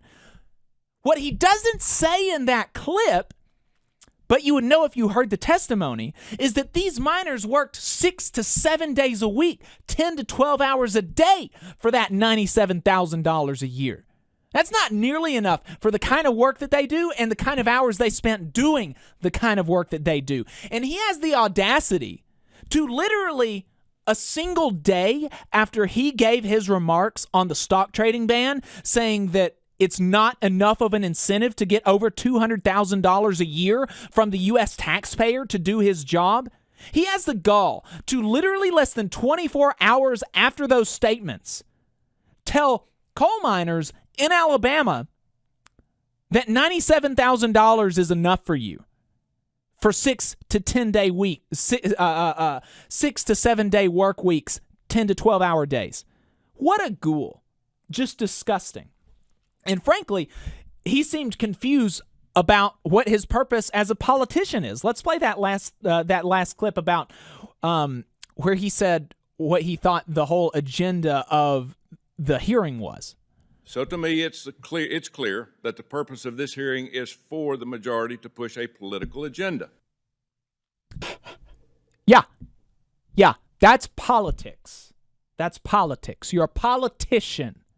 you weigh in on to push a political agenda. Every hearing is pushing a political agenda. Every hearing you don't have is also a reflection of a political agenda. It's completely asinine. And the he wants people to be brain poisoned to think enough to think that things like having a Mr. or Mrs. Potato Head is politics, but people's wages and working conditions are not. And I think that's where the disconnect is, right? I think that's what he's getting at. He's saying, oh, wages, those are decided by the boss. That's not politics. That's just nature. And that's, of course, nonsense. Yeah, I really think you hit it on the head there. I think that is a good example of how mainstream conservatives view politics. And frankly, a lot of mainstream liberals too, because it's just, the reaction to those reactions. Yeah. About various cultural touching points. And the economy is just off the table. Right. Yeah, the economy is just natural. There are no decisions that people make. You take your crumbs and go. Take your crumbs and go, and we want to talk about real issues like whether or not a cartoon mouse is wearing a skirt. But in terms of brain poison, I mean, the more I listen to the Senator Tuberville, the more brain poison I'm feeling. Way to go, Tommy. Insane. Yeah, it's disgusting. What a ghoul. He had the gall after that. To go up to Braxton Wright, Alabama coal miner, and try to shake his hand. Braxton did not shake his hand after that disgusting display, but frankly, he would have been within his right to beat the tar out of him, I think. I think he would have been within his right to beat the tar out of him. And am I saying he should have done that or that it would have been legal? No. But would it have been ethical? Absolutely. Absolutely. And we would have given to the bail fund. And then guess what? Alabama legislators would have tried to penalize us too. So that's politics for Alabama. Yeah. As we're wrapping up here on the radio, let's do a few plugs. You can leave us a voicemail, 844-899-TVLR, 844-899-8857. If you want to leave us a message about the show, you can do it there. You can give us money at unionly.io/o/TVLR. You can make a one-time donation or become a sustaining member of the program, but that is it for us on the radio today, folks. You can find us online to stay tuned for Overtime, where we're going to be getting a conservative perspective on some of the issues that we spoke about earlier in the show from talk radio host Michael Yaffe. We're going to be talking Postal Service reform and answering listener voicemails, so you will want to stay tuned. All power to the workers. Welcome back. You are still listening to the Valley Labor Report, Alabama's only union talk radio show. We are now in overtime, and we've got some good stuff. We're going to get a conservative perspective on some of the issues facing workers in the state with talk radio host Michael Yaffe. We're going to bring you the latest on the Postal Service reform legislation that just passed the U.S. House of Representatives, and we're going to answer your voicemails. So let's get started. Michael Yaffe is a conservative talk radio host on one of the stations that we air on. You can hear him in the mornings, and he's taking some time this evening. Remember that we're pre-taping since we're going to be going down to Bessemer to make house calls with RWDSU this weekend. So he's actually, and we've had a lot of technical difficulties. It is currently storming, and the power went out. While we were talking to somebody, we were really worried that we lost like the first hour of the show. But luckily, we only ended up losing the 10 minutes that it took to get back going. So it's a little bit later than he expected to join us. So thanks for your time, Yaffe. I appreciate it. Yeah, no problem. So first things first, we're working people in Alabama, and, this isn't our jobs. We don't get paid to do this. We're working people in Alabama with a small platform trying to advocate for working people, particularly in Alabama and the South. So the miners' strike in Brookwood, in our backyard, we probably haven't spent more time on a single other story than that. But no other talk radio host in the state seems to care, like, at all about these workers, many of whom actually used to be reliable Republicans. We spoke earlier in the program about Braxton being on the testifying before the U.S. Senate Budget Committee and refusing to shake Tommy Tuberville's hand because of Tommy Tuberville's statements before him, and because of his lack of any kind of support for the strikers as we're going on nearly a year on this strike. And Braxton used to vote reliably Republican. This is a reliable Republican voter who refused to shake the junior senator from Alabama's hand after testifying in D.C. I walked the picket line with people wearing Trump hats at the beginning of the strike, though I think that we're seeing less of that among them now. Why is that? Why do conservatives, Republicans, talk radio hosts, politicians, why do they not care? Well, I will say this, in terms of me personally, you know how I feel about unions in general, so I tend to be a little more libertarian than the Trumpian populist conservative. Now, I will say I'm actually kind of surprised that they don't get more support from the Trump-like Republicans. I really don't have a good answer for that, other than that it's just one of those things where they're both trying to negotiate, and nothing's really changed. You have one side, both sides kind of stuck their heels in.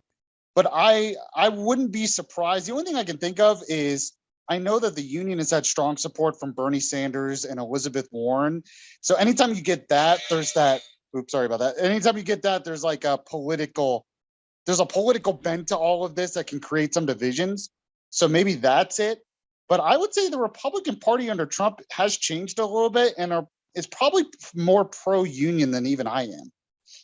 Well, the support from Bernie Sanders and Senator Warren came very late. And actually there was because of the nature of the membership of the union. I know some details that I'm not going to get into specifically, but let's just say there was a certain amount of resistance to accepting their support. And I talked to from the leadership of the union. There was a certain amount of resistance, and we'll leave it at that, to accepting support from Senator Bernie Sanders. And I spoke to people, the rank and file, who were similarly resistant at the beginning of the strike, and they were expecting their churches, their local politicians, their state reps, their state senators, Donald Trump, they expected these people to come out and support them. And basically, when they didn't, and Bernie Sanders and other people on the left, quote unquote, or other Democrats were still there saying, I'm still here to support you, then they accepted. But it was only after nobody else did. Yeah, honestly, I wish I had a better answer. What do you think? Because, like I said, in terms of me personally, I can be a bad gauge for this because on economics, I tend to be much more libertarian than maybe even Trump is. Why the Trump-like Republicans have not been out supporting them, I really don't know. Well, but I don't even understand. Well, I'll tell you my thoughts in just a second, but I want to drill down on the libertarian bit because I don't understand, frankly, why that wouldn't make you a bigger supporter of unions, because it's not like the government, we're in a right to rec state. You can be a member or you can be in a workplace, and it is illegal for workers to bargain for a representation fee to be in their contract. The government has come in, which I think is an anti-libertarian thing, but the government has come in and said to workers and to the employer, no, you can't put this clause in your contract that you agree to privately. I think that's anti-libertarian. That's quote unquote right to work laws.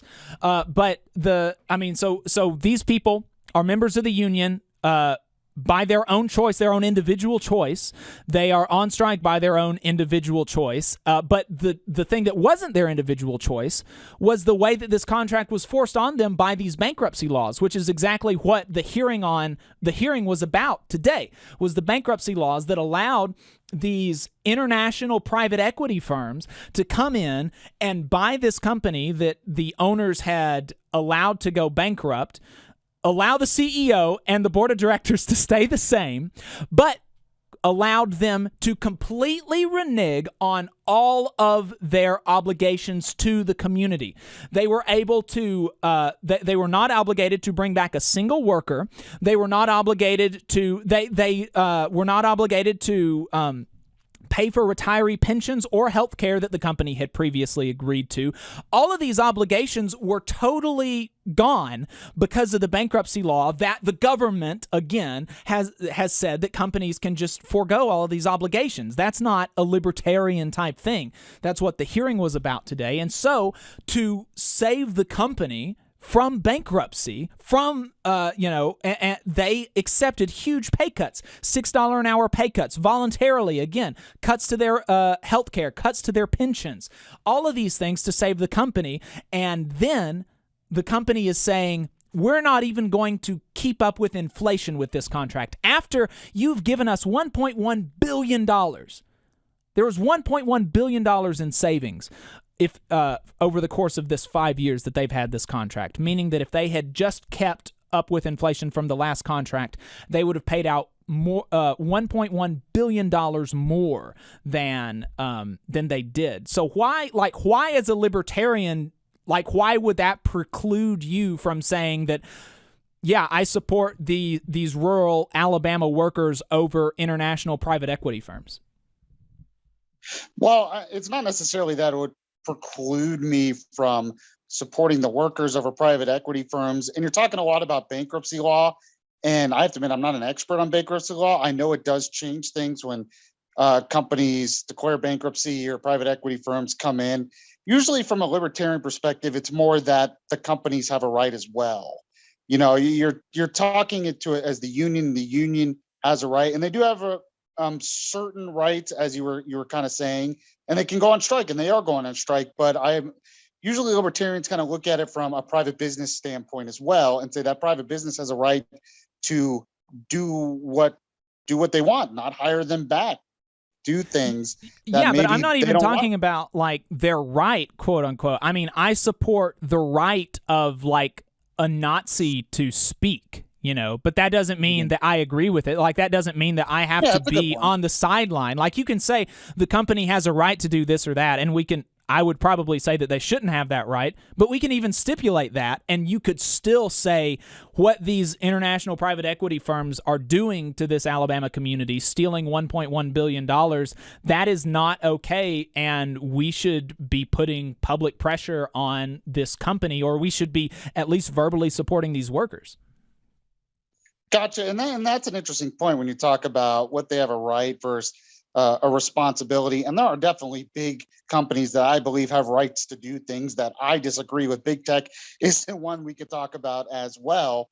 I think a lot of it here, when you talk about why Republicans don't support it, maybe there is some confusion in some of the bankruptcy laws and how a lot of this works, and not as people are as informed as you are on some of that kind of stuff. I think a lot of it, though, really is there's just some conservatives that are still very wary of unions. And when you have a union trying to do something like this together as a union, it just kind of makes them back up a little bit. But I think there's also something you could say, which you're right, where a lot of, especially Trumpian Republicans, they're not going to be happy with these private equity firms and what they're doing. I think that's where a lot of the Trump support came from. And like I said, I'm a little bit surprised that they have not gotten more support from like a Trump thing. And there might be, and that's what I was curious what you were thinking as well. What do you think the reason is? Well, so here's what I think, that the difference between this and so many other conservative culture war stories, quote unquote, is that the stakes are real.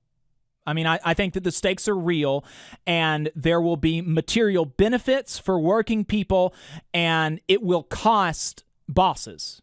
And I think that's the difference. And because the story has international private equity firms, coastal elites, Larry Fink, the CEO of BlackRock, which owns the majority stake in Warrior Met, he's a big Democratic donor. He's going around talking about climate change and whatever the hell. I mean, you know, so we've got that angle. We can. I don't care how you do it, frankly. You know, you can come at it from that angle. You've got the free speech angle, where unlike so many of these free speech stories where we're talking about private companies that are deciding to platform or not platform this person, or individual actors deciding that they do or don't want to be associated with this person. Unlike in those cases, we've actually got the government, the state of Alabama, saying to these workers that you cannot picket, that you cannot, that no more than right now no more than two people can be on the picket line in Brookwood at one time. Almost immediately after the strike began, they limited it to 10, and then to like 11, and then to 6. Then they banned it outright for like 2 or 3 months. Picketing was banned in Brookwood, and now they're allowing them to. So you've got like actual legitimate, in my view and in the view of the union, First Amendment violations by the state of Alabama. And, and you've got a cultural sensitivity here because you've got coal miners.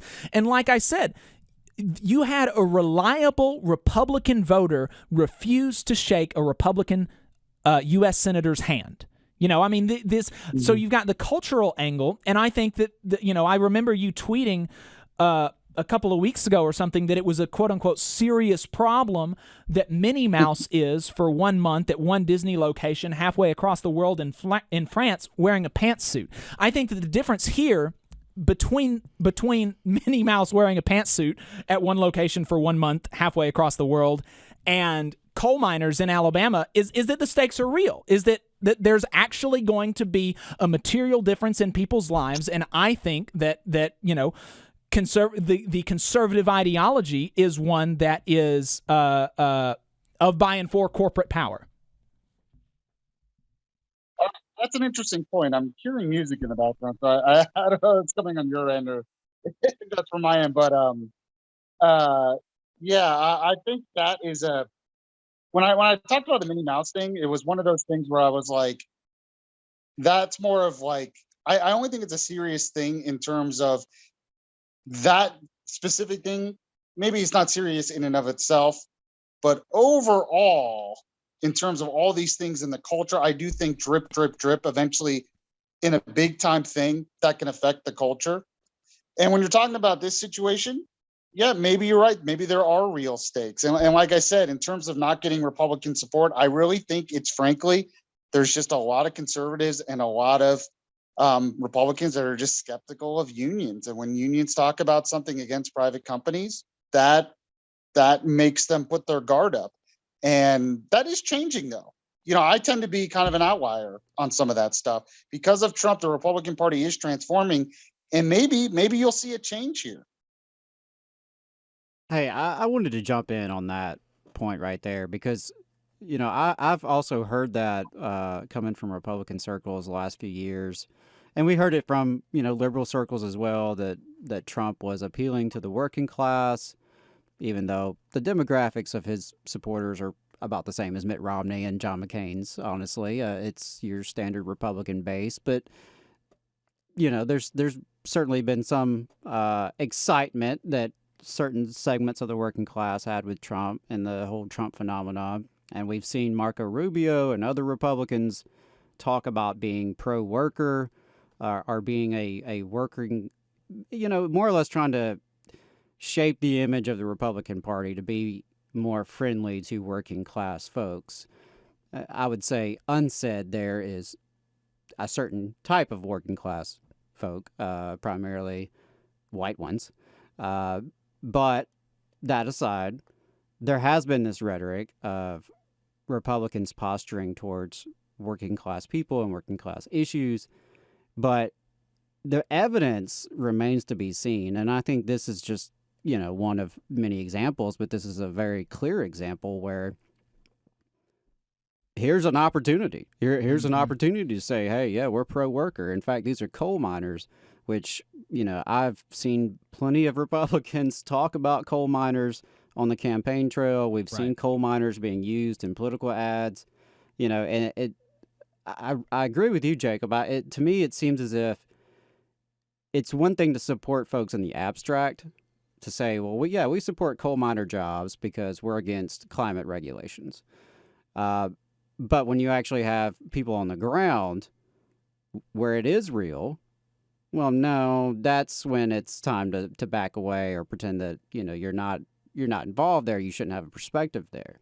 And what you're speaking to, I think, is how politics, as we understand it, as, if you just say politics to folks, what tends to be brought up is the spectacle of arguing back and forth, mostly about cultural type issues. About whether or not Minnie Mouse should wear pants. Yeah, and it's very much media driven. It's all about getting clicks and getting attention, and it's pretty divorced from real world issues. And I think part of that's because we've sort of all taken the assumption that real world issues can't be addressed by politics anymore. Maybe that's just me, but that's sort of the vibe I get from it. But I agree. I think at the end of the day, when you have a contradiction that's exposed there between the rhetoric and the actions, and it's easy to talk about supporting workers in the abstract, but when workers are on the picket line, they need support.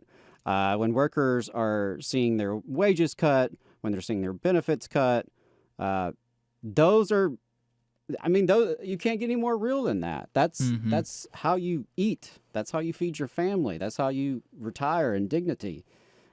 So all of that to say, for all the talk about working class posturing coming from Republican circles, and I hate the way populism, I think, is kind of overused, but I don't see it. I don't see it beyond culture and appealing to, cultural conservatism, which, yes, does have it, segments of support among the working class, just like it does all classes. So yeah, I don't see it. I really don't see it. If there's a point in time where Republicans can come out and say, here's how we are supporting working class people who have to sell their labor in exchange for wages, and who cannot live off stocks and cannot live off rents and profits, I'd love to see it. I mean, I haven't seen it in my lifetime.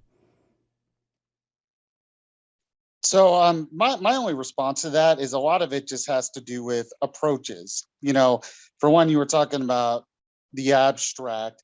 Well, there were issues that even Republicans here in Alabama were disagreeing with Republicans in the legislature that was beyond abstract and was very real, and had to do with vaccine mandates.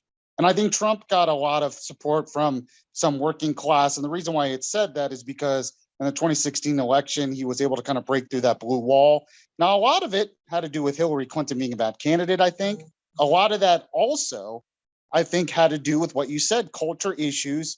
While it seems abstract, seems media driven, I think it actually, a lot of workers do care about that, because we live in the culture and how things work in the culture.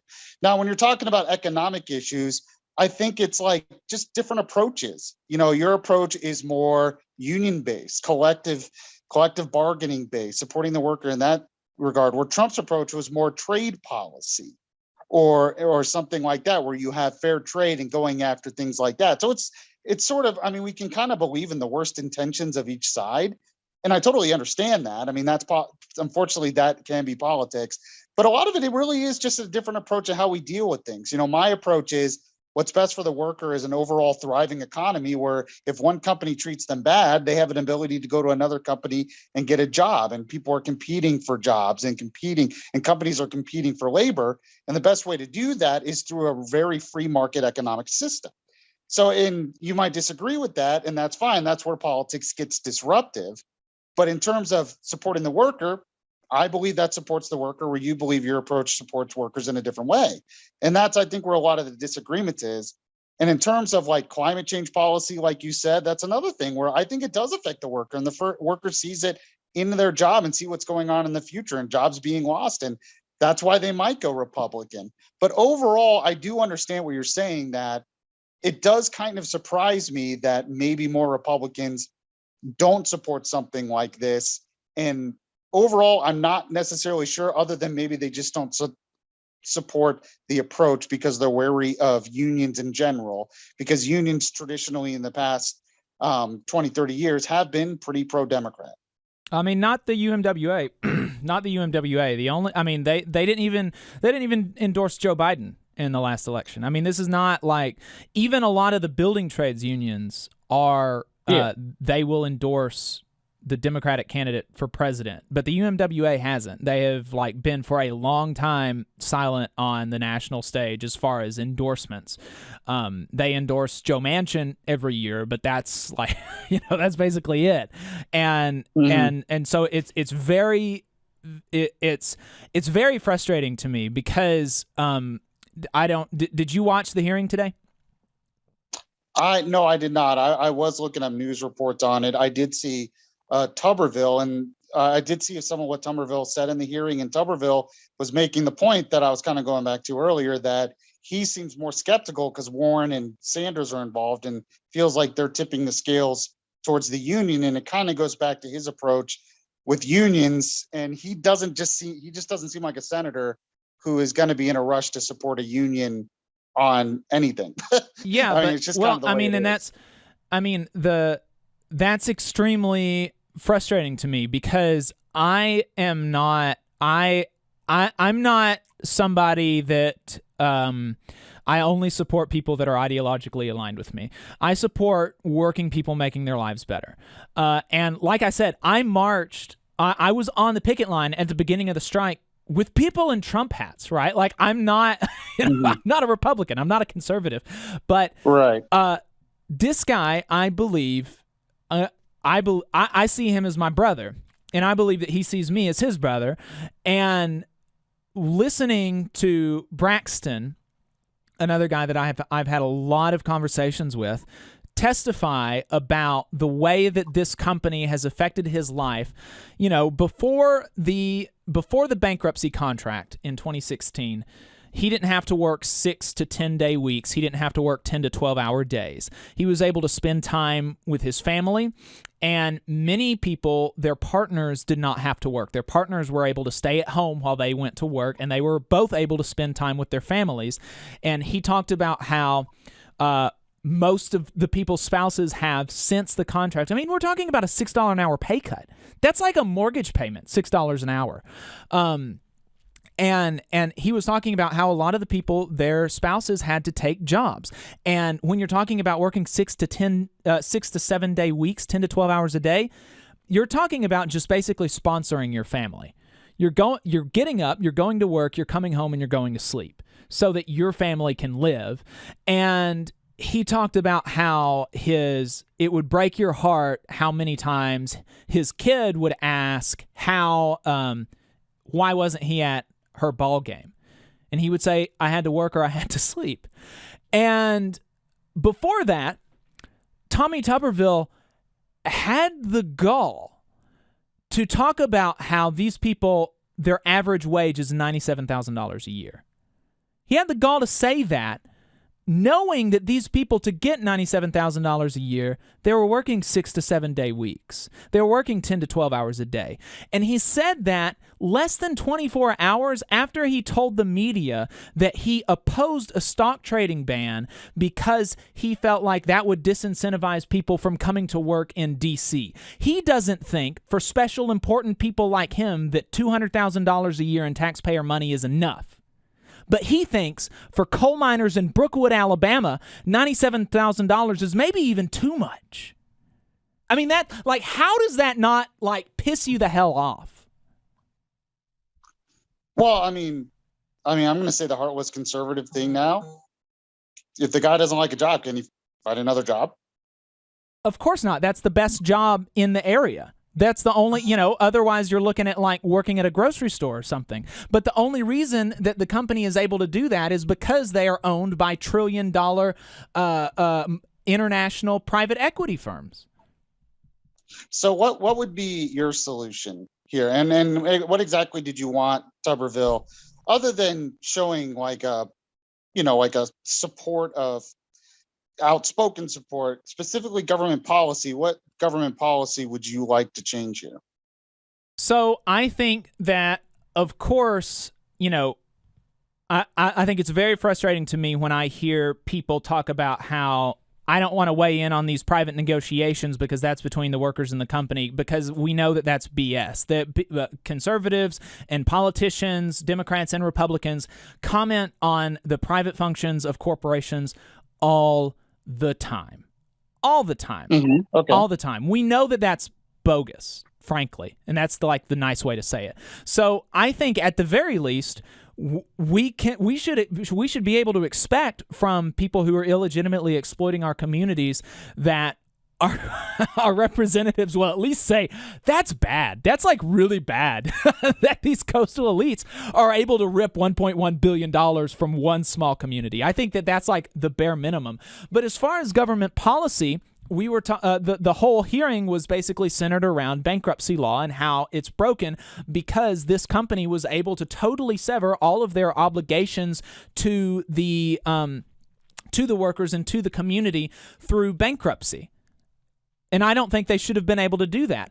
I don't think that they should have been able to totally to get rid of their entire workforce. They were all let go. And then it was on the company whether or not they could hire them back. Despite the fact that the company and the workers had both ratified a contract saying, I'm going to hire you and it's going to be under these conditions and you can expect this pay and these conditions and these health benefits, these retirements. All of that was totally gone.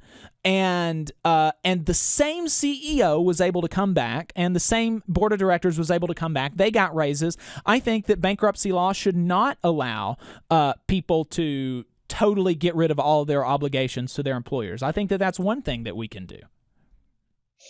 Yeah, and there might be some reforms that are needed in bankruptcy law. I can't really argue with that. In terms of this specific case, you talk about it. I mean, the purpose of bankruptcy law is because they try to get out of some of those contracts and some of those liabilities. It's the whole point. But you had made the point that they got out of it, but then they went back and hired the same board of directors and all of that stuff and paid them and not the workers. Mm-hmm. On the surface, yeah, you're right. That doesn't seem fair. Maybe there are some reforms there. I have to admit, I would have to do a little bit more research on the specifics of bankruptcy law before I can take a firm stance on that one. I will have to admit that, but I totally get your point there.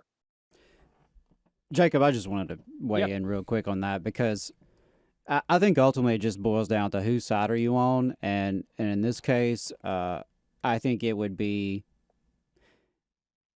It seems to me that at least with folks like Senator Tuberville all the way down to, Alabama legislators and local politicians there, that they would be more concerned of alienating Warrior Met Coal and the venture capitalists behind them, who are, of course, very wealthy and powerful and influential. They're more concerned about keeping those folks on their side as opposed to the, 2,000 or so miners. 1,100 miners on strike and their families. And it's really a shame because, as you pointed out, that's money that was in this community that has been slowly drained out. That's money that could be in that community and could be, circulated in that economy. That would be economic growth. Yeah, if these folks had those wages, they would be spending it locally. That would create more jobs and so forth. So, $1.1 billion in Brookwood over 5 years. Like that's a ton. And instead of that $1.1 billion providing economic growth in Brookwood, it's sitting in a bank in New York. Like that's not a good use of resources. And I don't think that that's the fair allocation of like who does the work, because these people were able to swoop in from New York. Like Cecil said the international president of the UMWA, he said in the hearing, these people don't know what color the coal is, and they're able to, they didn't find the mine, they didn't mine the coal, they don't transport the coal, but somehow they own the mine and they're able to take all this money out of Brookwood. I can't, It's incredibly frustrating, and the only reason that they're able to do that is because they own these trillions of dollars. Like the playing field is simply not fair. It's totally stacked in favor of the company. And I think Senator Tuberville's comments are designed to obscure exactly what you just said. I think 100% that is what he was testifying to today. was to obscure just those basic facts about what's really happening. So let's go ahead and I don't know that there's anything else to talk about there. I would be interested in when you've done a little bit more reading about the longest strike in Alabama history. I'd be interested in knowing more about your thoughts about it and the bankruptcy laws and everything like that. But in Montgomery right now, there are a couple of bills that it seems to me have the rhetoric around them is dissonant. And I'm talking about the constitutional carry and the quote-unquote anti-riot legislation. You support the constitutional carry bill, right? I'm assuming? Yes, correct. Why do you support that? Well, I tend to believe that you have a right to carry a gun, and you don't necessarily need permission from the government to be able to do that. And you don't necessarily need to buy a permit to be able to do that. It is your right as an individual citizen to do that, and to have to pay the government for a permit to do that just doesn't seem right to me, especially with the Second Amendment. Yeah, and I don't, we're not opposed to that necessarily. I think I'm not a gun owner. I know Adam is. I know David is. And I have my permit, and something Senator Gavin mentioned, which is really the whole reason I have it, is so that if I have my firearms in my vehicle and I'm pulled over, I'm, in compliance. I'm not someone who, the people who concealed carry everywhere, more power to them. But, I don't necessarily always feel like I have to go packing everywhere I go. Maybe I should. I don't know. And I don't either. And I was going to say that the law does not prevent you from getting a permit. Even this law, you could still get a permit. Right. Sure. Yeah. So, I'm not opposed to the legislation, because I think ultimately these permits are primarily just a revenue generator for sheriff's departments. Yeah, I agree. I think whatever legitimate revenue needs they may need should not come from that, nor should it come from asset forfeiture and fleecing their citizens as they pull them over in a discriminatory manner, though that's a whole nother subject. So yeah, well, Brookside was a great example of that too. Yeah, absolutely. So I think, and the timing on that is pretty interesting. I think that can't help the law enforcement community as they're out here beating the bushes to try to kill this bill. Mm-hmm. At the same time, you're getting massive exposés about the way they fleece their citizenry and just people who happen to be driving through. And had the bad misfortune of ending up in a community where the cops are there to generate revenue off people. Yeah, it was. Oh, go ahead. I was just going to say it's amazing that the vice chairman of the committee that was going through this bill, he had said that supporting constitutional carry is defunding the police. Yeah, and I was like, a Republican said, like, it was just like the former sheriff of Brookside would have loved to use that line. The idea that they should be getting their funding in the first place from ticketing and fining their citizens that much. No, you're not going to, I'm not on board with that at all. Yeah. That's all. Hey, there we go. There's a point of consensus. And I think honestly would be a broad consensus across Alabama, across, various lines of politics and demographics. Nobody likes to be harassed by law enforcement. Another one of the things that law enforcement is saying about, as they oppose this bill, is that it might make them less safe, and it might make it harder for them to solve crimes. And somebody was saying something along those lines on Twitter, and you said, take away my freedom so I can feel safe is not a very compelling argument. And so the counter argument that you're making to these concerns about officer safety or even civilian safety is that we live in a free society, and there's going to be some amount of risk there, and the risk that comes with any citizen being able to carry a gun basically anywhere is worth it because it's important to have that freedom, right? Yeah, that's one of the arguments. It's kind of like you said, the Bill of Rights gets in the way sometimes of police being able to do their job as easy as they would want to, but it's there for a reason, to keep individual freedoms. Now, I don't necessarily buy into the argument as well that having more guns around is going to make it that much less safe. In some cases, it's going to make it more safe, in my opinion. But even putting that aside, I think we have to, the government's role is to protect our rights. And so that should be first priority in everything. And I believe carrying a gun is your right. Yeah, and so the dissonance, it seems to me, is that we've got this rhetoric around like consequences be damned, like it's my right to carry a gun into Walmart, you know? Yeah, and on the other side of that, you've got the same people pushing this quote unquote anti-riot legislation. And what are your thoughts on that piece of legislation?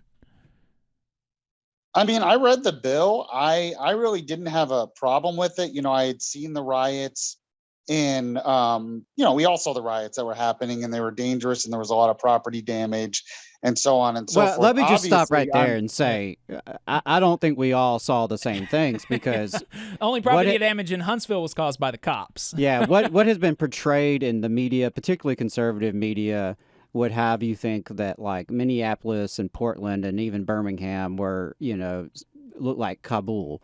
And, you know, that's just completely ridiculous. But I mean, there was violence. There was some a lot of- violence, and much, if not in most these of that, was at areas. the hands of the police, unfortunately. And many I people don't know that, about and many people that perpetrated that, except for the police that perpetrated it, many of the civilians that perpetrated that violence and that property destruction were arrested.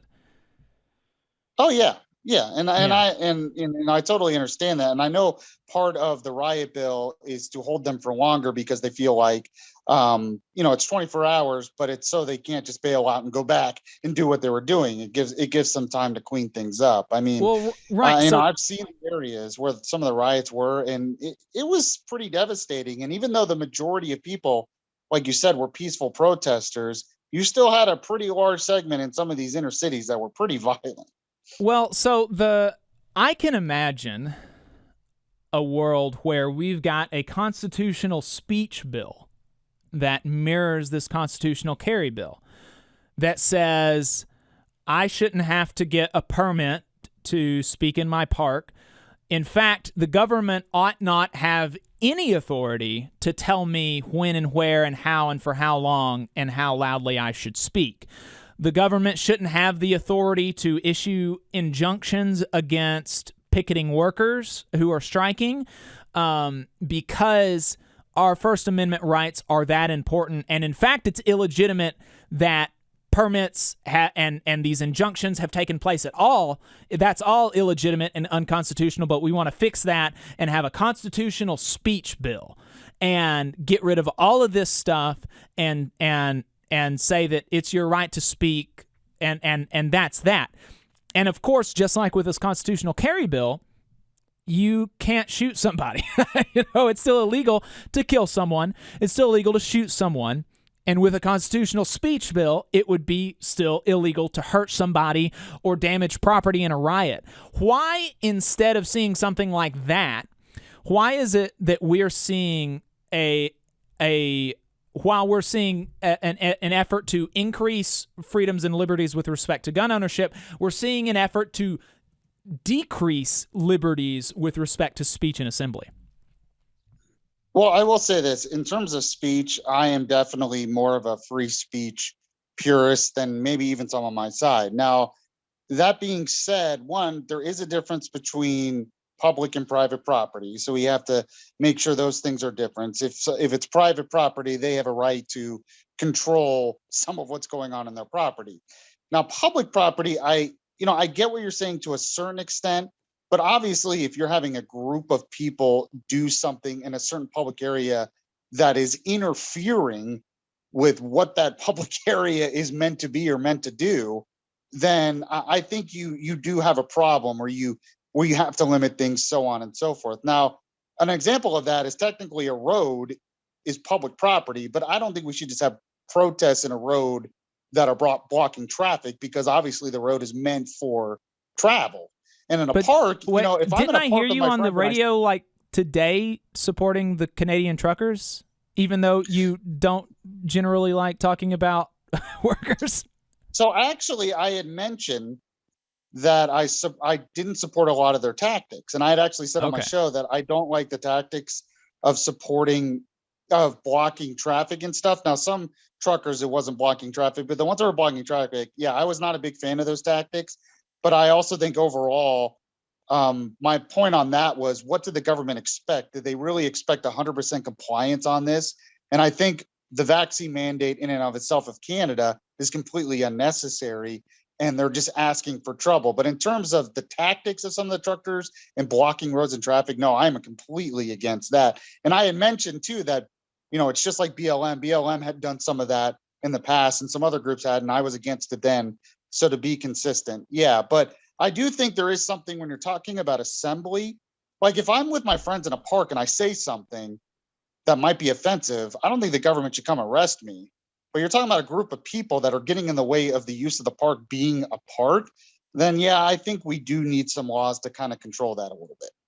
So the anti-riot bill, one of the things that you actually mentioned was the 24-hour mandatory holding period. When Treadaway was told that this would keep innocent people in jail for 24 hours and they would lose their job. And in fact, this actually happened. I was talking to somebody just a few weeks ago who had friends who was arrested in Huntsville.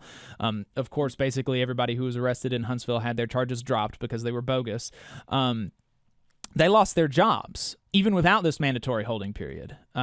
They were not able to make a shift, and so they lost their job. A 24-hour mandatory holding period is going to hold innocent people in prison for 24 hours. They're going to lose their jobs and then by virtue of that potentially lose their housing and all these sorts of things. And be a significant safety risk, because the jails across the state of Alabama can be quite dangerous. And unfortunately, we see this all the time. We saw it just in the past month in Huntsville, where there have been multiple deaths in these jails, not prison, but jails where folks would be held for 24 hours. And in the public hearing, he said when confronted with this information, he said that's one of the reasons that I put this mandatory holding time in the bill. All those people got their charges dropped. And you mentioned that as a particular thing that you supported. Why is that? How is that, as somebody who said they were a free speech purist? Well, I was saying that in terms of being in 24 holding period, I think the reasoning behind it was so that they can't go back out. And so they get arrested, they're in a riot, they get arrested, and they just get bonded out and they go back to the riot. And obviously there needs to be time to be able to clean up that area. Now, I will say this, I could see Republicans compromising on this. If there was a compromise to be made, I could totally see Republicans compromising on that one part of it. But even if they compromise on that, I don't think the Democrats are still going to be on board with it. Oh, no, I mean, of course not, because it's you can be arrested for rioting, quote unquote. You can be convicted. You can have a felony on your record. You can spend 30 days in jail without ever having hurt a hair on anyone's head or damaged a lick of property. And this is coming from small government. Well, you're talking about inciting a riot. You're talking about... No, I'm talking about participating in a riot. The definition of riot in this bill does not necessitate you hurting a single person or damaging a lick of property. All it necessitates is... the intent to damage. No. It has the intent to hurt or damage. All it necessitates is that the police perceive you have... that you are creating that sort of potential danger. Well, I mean, the interpretation here is police would perceive you have that interpretation. It doesn't say police perceiving it in the law. It just says you have that intent.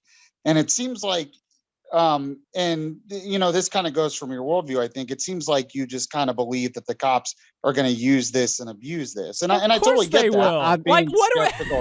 I mean, there's 500 years of American history that is pretty clear that that's exactly what has happened and will happen. And under this bill, it's but there's lots of laws that we need that police could abuse anyway. So, Sure. so I'm saying, like, we need laws So to we be should probably strict get rid of some of on what's them. going Yeah. on. I mean, my issue is that everything that people are talking about, we spoke earlier to Senator Sam Gavin about this bill, and he was like, I don't know.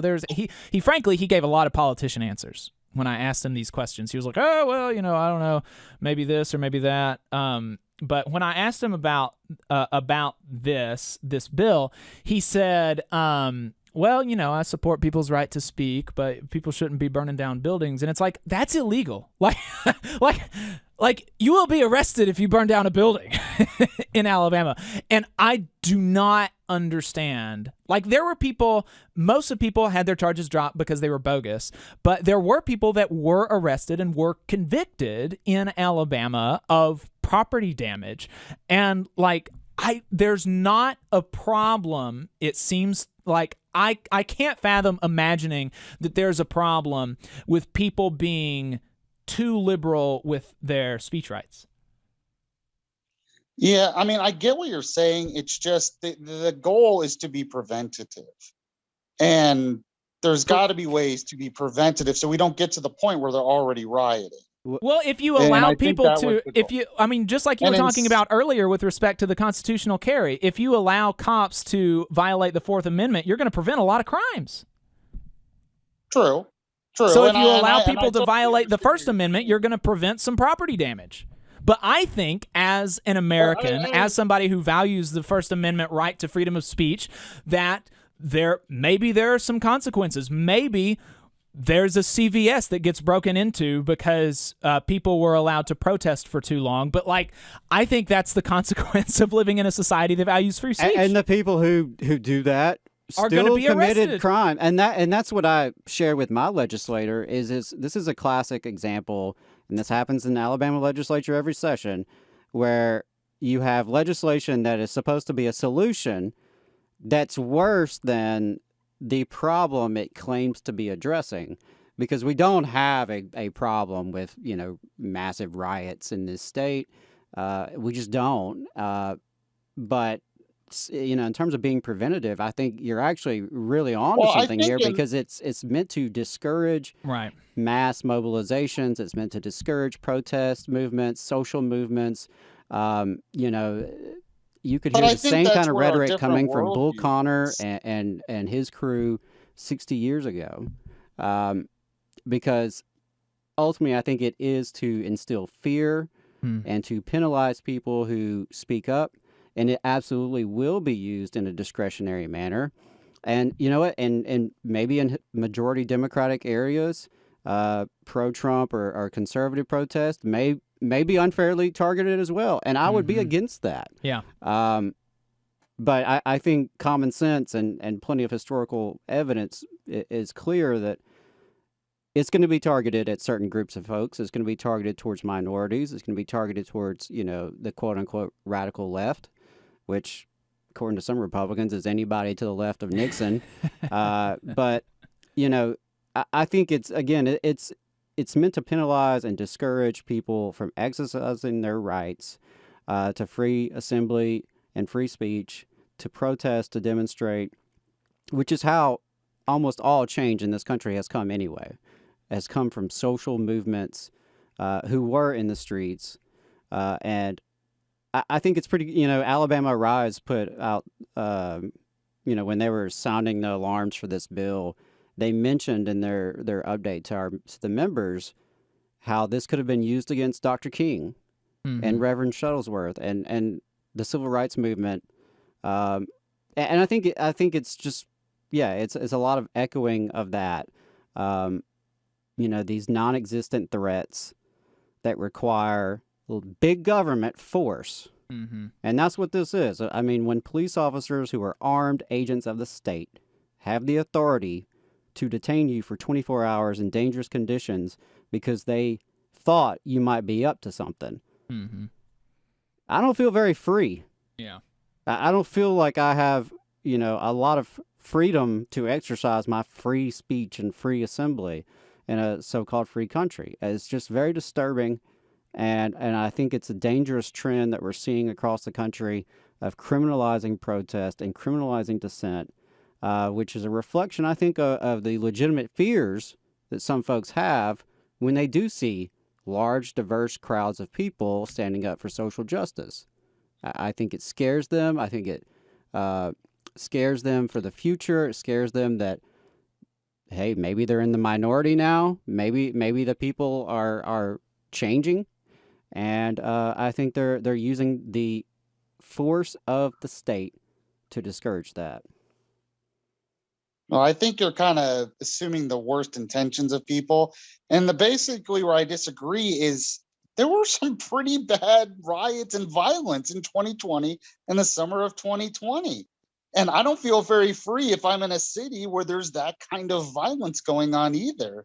And there has to be a way to stop it. And it's not just, oh, I'm afraid of diversity or minorities. It's that kind of violence is dangerous and chaotic for the future of the country.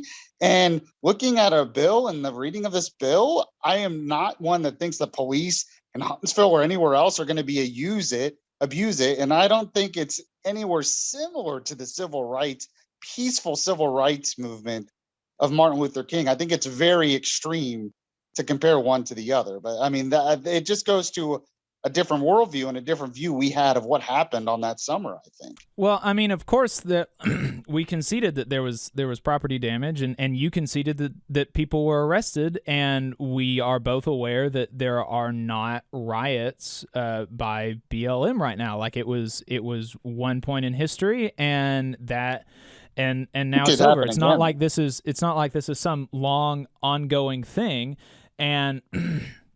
And I think that a bill that allows for the holding of innocent people for 24 hours in dangerous conditions is not good. I think that a bill that allows you to be arrested for quote unquote rioting and have a felony on your record and spend 30 days in prison without ever having damaged property or hurt anybody, I think that's a bad bill. You can also be charged with a crime for funding a riot. We know that that's aimed at the bail funds. I think that I have a right to bail my fellow citizens out of jail, especially if I think that it's illegitimate that they've been in jail.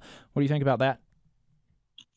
Yeah, I actually agree with you on that part. I mean, in terms of where you put your money, unless you're funding some kind of direct terrorist group, I don't think the government should be telling you where that money goes. And we saw that in Canada, and I was against it there too. I mean, they were using emergency actions. Yeah, we're going to be talking about. We're going to be talking about that here in a bit. That is extremely scary what they're doing to those truckers in Canada. Yeah. The last thing that and we'll wrap it up. You've been generous with your time, spent an hour with us into the evening on Thursday. I appreciate it. The stock trading ban in D.C. We mentioned it earlier. Tommy Tupperville doesn't think that $200,000 of taxpayer money is enough to incentivize him to serve the people of Alabama. What do you think about that? So I was looking into this a little bit. This is one of those issues where, once again, I think the majority of people would probably support a ban on stock trading. I think in the big scheme of things, it really doesn't matter. I don't think most of the corruption happens from stock trading, and it's already illegal to trade stocks based on knowledge that's not public. I mean, that's already in the law. So in terms of this is just going a stepping further and saying, well, you can't trade stocks at all. Well, you know, there's a lot of people that run for Congress that are business owners, and then they run for Congress and they'd have to get rid of all their stocks and stock options. And I just don't think it's one of those things in the big picture that's really going to like stop some kind of mass corruption. I don't think that's the source of corruption in Congress. Now, there could be some reforms in terms of transparency on these things. I could totally support that, but just banning them from trading stocks in general, it's one of those things on the surface I think sounds good, but I don't know if it really does any good, to be honest with you. Yeah, I mean, I don't know. I agree with you that I don't think that it would end corruption in Washington, but I think that there was an interesting there was an interesting tradition that some Native Americans had in Central America for when they elected their leaders. There was like a ritual torture that they had to go through where all the citizenry like basically beat the crap out of them after they were elected to represent them in their equivalent of a government. And I think that we could do with some of that. And so basically, basically, I see this, if nothing else, as a sort of like, you have to make this sacrifice to serve your citizens, and you're welcome that we're not pelting you with stones, basically. And it doesn't prohibit them from putting it into a blind trust or from having mutual funds. It's just like that you can't trade stocks at all. And you mentioned that it was already illegal to use insider information, but no congressperson has ever been convicted of insider trading, and we know, of course, that they do it because in 2021, almost every single congressperson who traded stocks beat the market, and that's extremely hard to do. And there are already laws around transparency that Senator Tommy Tuberville is actually one of the worst. He was the worst violator of in 2021. There were 132 stock transactions that he made that he didn't report until weeks or months after the reporting deadline. So there are already transparency guidelines that people just don't follow. Well, I mean, look at the very early stages of the pandemic and how many of the politicians on both sides of the aisle there, how many of those politicians pumped money into Pfizer and Big Pharma while dumping their stocks in, the entertainment industry and other industries that obviously were going to be hard hit by a pandemic. I think that is just so egregious to see so many of those senators and representatives. On the surface, I can understand that, but I mean, I think a regular person could have done the same thing. Knowing the pandemic's coming, you might say, "Oh, I'm going to invest in Big Pharma and get out of the entertainment business," and without being in Congress, you might do that. Well, I don't know. I mean, I think at the time this was even before the lockdowns. Right? Yeah, trades were made. It's more of getting the early jump on it. This was around the time when people were comparing the coronavirus, not illegitimately to the flu, thinking that it wasn't going to be a big deal. Or I remember people talking about, around the time that these trades were made, talking about how, we were really worried about Ebola, but look how that turned out. Well, it sounds like the issue here then is really enforcement of the continuing laws. You talk about people not following transparency, or they're trading. They're obviously doing it from insider information. Maybe it's really more of an enforcement issue. And, I don't know how you fix that because they're the enforcers as well. So I guess you would say maybe then they couldn't trade in general. I'm just afraid. It's just one of those things where I'm afraid there's going to be unintended complications by going this far. And I actually think going that far is like the simplest thing you can do. Like complications, I think it's like the least complicated thing you can do. Like you just can't trade stocks, and you're welcome for the $200,000 a year, and that we don't beat the tar out of you. Yeah, I will say they do make plenty of money. Some of them complaining they don't make enough money. I was like, what are you talking about? Right. But it's just, I was reading a couple things on it, and there were a couple issues that I thought maybe could come up. But it's, in terms of the big picture, I guarantee you there's broad support for this. So politically, I think Republicans would be smart to jump on board. But this is sort of that side of me where it's like, I don't really, if they have the ability to trade stocks and make money, more power to them. And as long as they're not doing anything illegal or insider trading, I just don't have a big problem with it. Well, that was a bummer. I thought we were going to be able to end on some agreement, and I'm assuming then you wouldn't support a bill to introduce ritual beatings of our politicians? Oh no, I totally support that. Okay, all right. Let's do that right now. All right, thanks, Yaffe. I appreciate your time. Yeah, thanks for joining us. All right, thank you. All right, no problem. That was Michael Yaffe. You can hear him in the mornings on WVNN, where we are on the radio. We're in the radio in multiple states. I think we should start talking about our nationally syndicated radio program. Maybe that's how we should start talking about the show. We're certainly regionally. I mean, we're in Louisiana. Louisiana and Alabama, that's two states. You could say that's national in a sense. So, did you have any other thoughts, Adam, on the conversation with Yaffe? No, I do appreciate his time and willing to be a good sport. yeah, we as he said, we're coming from drastically different worldviews, and I would argue probably some different backgrounds in terms of our historical knowledge on some of these things. Well, you are a history teacher, so that well, may not I be mean, fair. he said I'm assuming the worst. Well, that's right. We're assuming the worst because that's what happens. Right? Yeah. Well, because that's what happens, and also that's. Imagine being a libertarian and having a instinctual trust of the police. Like, oh yeah, my default position as somebody who hates the government is to trust the people who enforce the laws. Right. That's when you say "don't tread on me," who do you think does the treading? But yeah, I mean, in terms of assuming worst intentions, I mean that's part of what it boils down to when you're looking at government and what rights do they have and should they not have. Yeah, you have to assume that any right the government has can and will be abused. That's part of the whole conversation around what they can and can't do and what are your rights constitutionally. Yeah. So it really did honestly surprise me that he did not that he still supported the anti-riot legislation and that he was so hesitant to support the stock trading ban. Like that was I don't know, that did kind of surprise me a bit.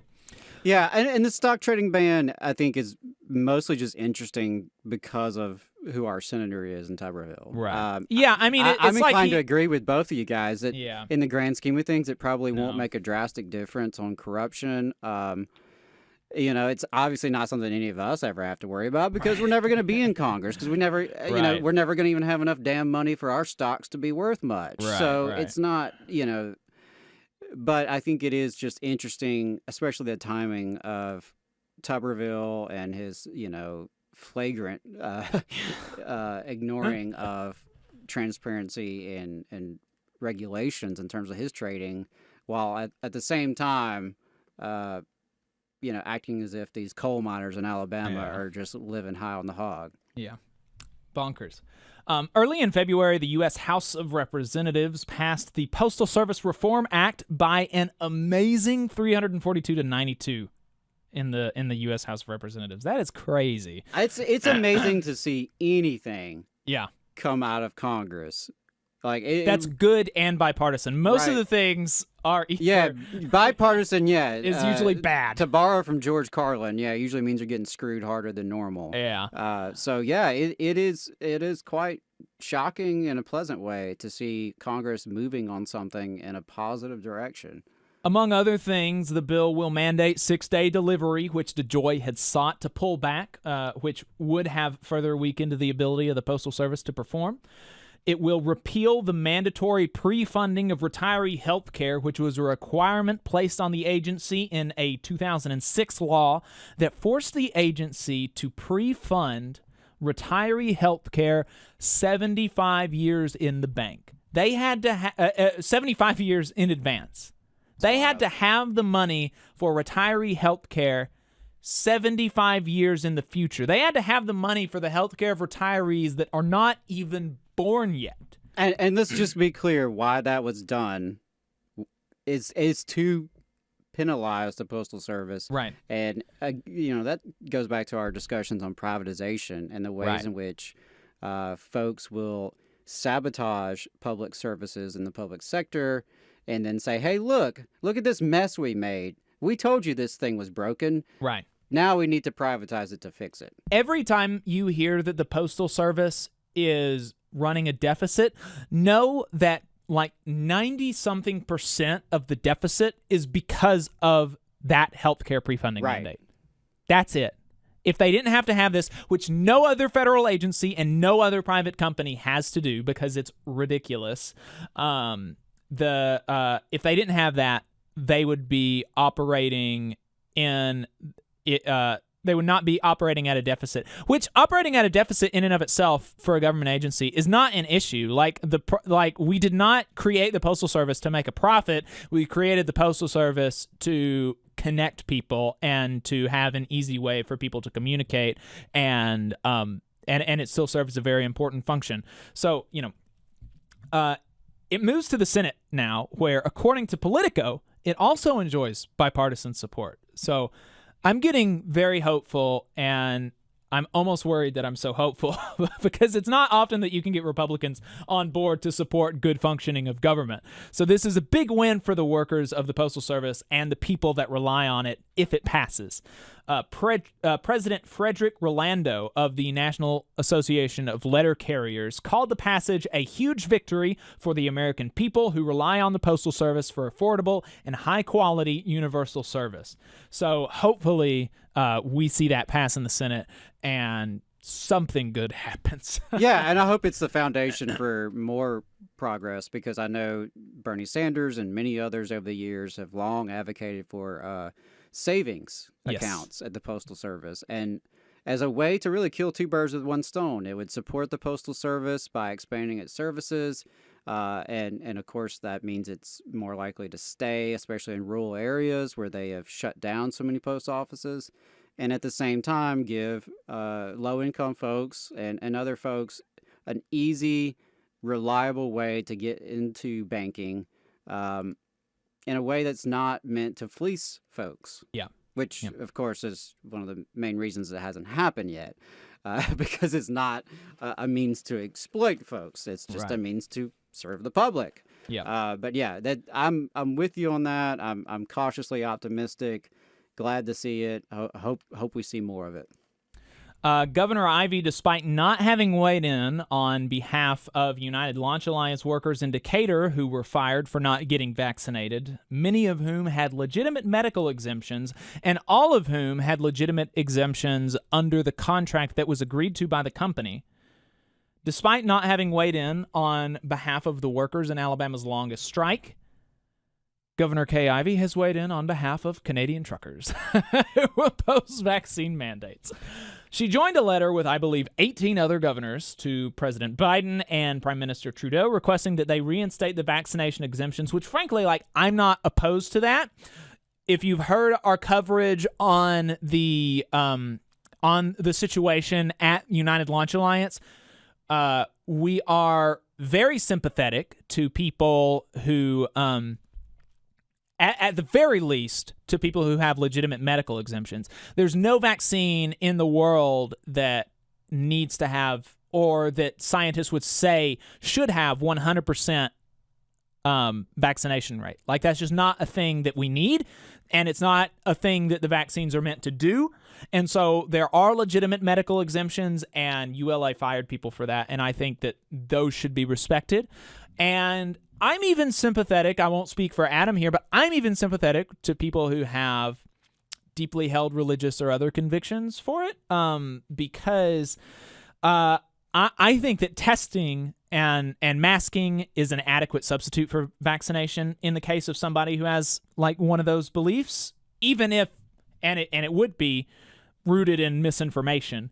I just haven't seen the evidence that mandatory vaccination is going to, of everybody, is going to greatly increase, or even increase at all, other people's safety.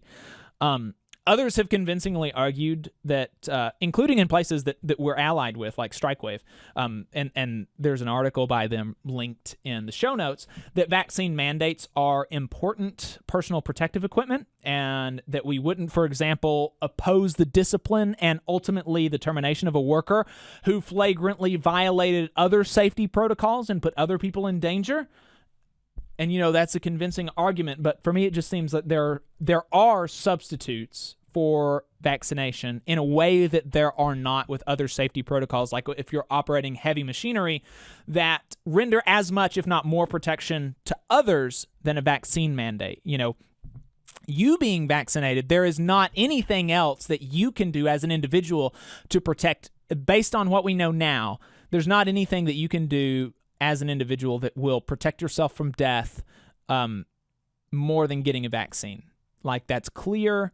But as far as protecting other people, it does seem like regular testing, weekly testing, and wearing N95 masks, it seems like that is going to do more, actually, to protect other people from transmission than even getting a vaccine.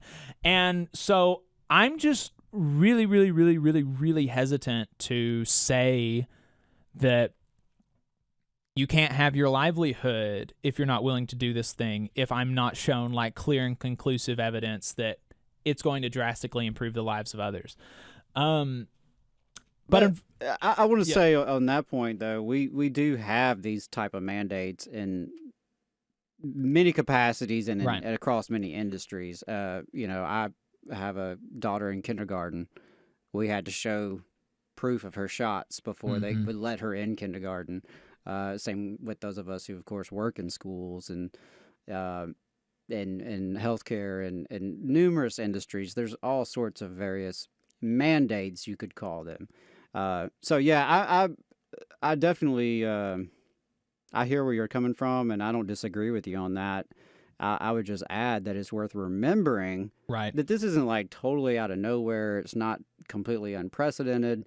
There are folks who are already subject to various sorts of mandates. I mean, hell, this talk about one we're not really supposed to talk about, which is drug testing. Yeah. We have people who, are getting paid no kidding less than a living wage and have to piss in a cup, so that their employer knows what they may or may not have been up to within the past 1 to 2 weeks. Right. I mean, that's bizarre. So that's true. So yeah, and I agree with you, and I also think that that context is important because there are people who would kind of have you believe and I can even forget sometimes that context that this isn't actually necessarily the craziest thing that we do. yeah, exactly. I mean, so that's not to discount that it's a legitimate issue, but I think there's been a lot of vested interest in making this out like it's this brand new controversy, and separating it from other contexts, because we're all subject to all sorts of government mandates. Right. If you would like to have transportation, you have to go through the hoops to get a driver's license. You have to obey the traffic laws. A red light is a mandate. Right. So yeah, I think there's just been a lot of manufactured controversy around this. And that's one of the most frustrating things, is how much of this seems to be, manufactured. Let's just get people riled up and pissed off and arguing over this, as opposed to, and I heard a little bit about this from Professor Richard Wolff recently on Economic Update, and he talked about how much of the focus has been really absorbed by the mandate controversy, setting aside the ways in which the pandemic response itself was totally bungled by multiple levels of government and by most, if not all, employers just about. And it has sort of erased some of that, I think, from our memory. How many people died who didn't have to with better policy? How many people suffered and died because they had callous employers who just didn't give a crap, and no one was making them give a crap? So that's my 2 cents on that. Yeah. Unfortunately, just reinstating the vaccination exemption is not what these truckers are asking for. Their official statements on the matter from people who are like kind of leaders. There are various demands from all sorts of people, including like the resignation of Justin Trudeau. But as a group, it seems like the two demands are a total reversal on all COVID protocols and a removal of contact tracing when you re-enter the country. And that's just like Looney Tunes. I mean, that doesn't make any sense. And, especially if you're trying to come at people, trying to get them to be sympathetic to you, you have to be willing to give, like be an adult and like come to the table and compromise and say, okay, look, I have really, really, my thoughts about the vaccine are really deep, and like I'm wrong, but I'm really hard-headed about being wrong. So I'll wear a mask because like it doesn't, it's not a big deal to wear a mask because I'm not 3. I'm not a child. But they're not doing that. They are being toddlers, and they're saying, no, we have to get rid of everything. And I also... That's crazy. I correct me if I'm wrong here, but it's my understanding that across Canada, about 9 in 10 truckers are already vaccinated. That is true. These are a serious minority of truckers, and these demands do not hold the support of the Canadian populace. Most people are in favor of some amount of COVID protocols because, we're adults and there's a pandemic, and it's not unreasonable. I'm not saying that you should never go out again, but it's not crazy to wear a mask. Or it's not crazy to maybe not go to the club one weekend when a wave is coming through. There are things that seem reasonable. And it's also worth noting the impact that the convoy has had on other workers. Protesters, according to a Canadian auto workers union, protesters are denying workers access to their jobs and economic security, including thousands of uniform members, a Canadian auto workers union said in a statement. And there have been auto factories in the U.S. and in Canada that have had to shut down, and people lost their wages because of this. Other unions, such as the Teamsters and IFPTE, have also denounced the convoy primarily because of their association with extreme right-wing factions. There was one video that I saw online that this woman was asking the crowd, presumably rhetorically, are there any white they keep telling us there are a bunch of white supremacists here. Are there any white supremacists in the crowd? And her goal was to get a silence, nobody respond, so that she could say, oh yeah, see, look, these people are crazy, we're not white supremacists. But then the crowd erupted and said, yeah, we're right here. And she just went on with her bit and said, yeah, see, we're just patriotic Canadians. That's the disturbing thing is the far right connections who are behind this. Right. And, of course, there's a good deal of American right-wing money that's also funding this. So, yeah, folks who are flying swastikas, they're not on my side. Confederate flags in Canada? Yeah, they're not on my side. I'm not on their side.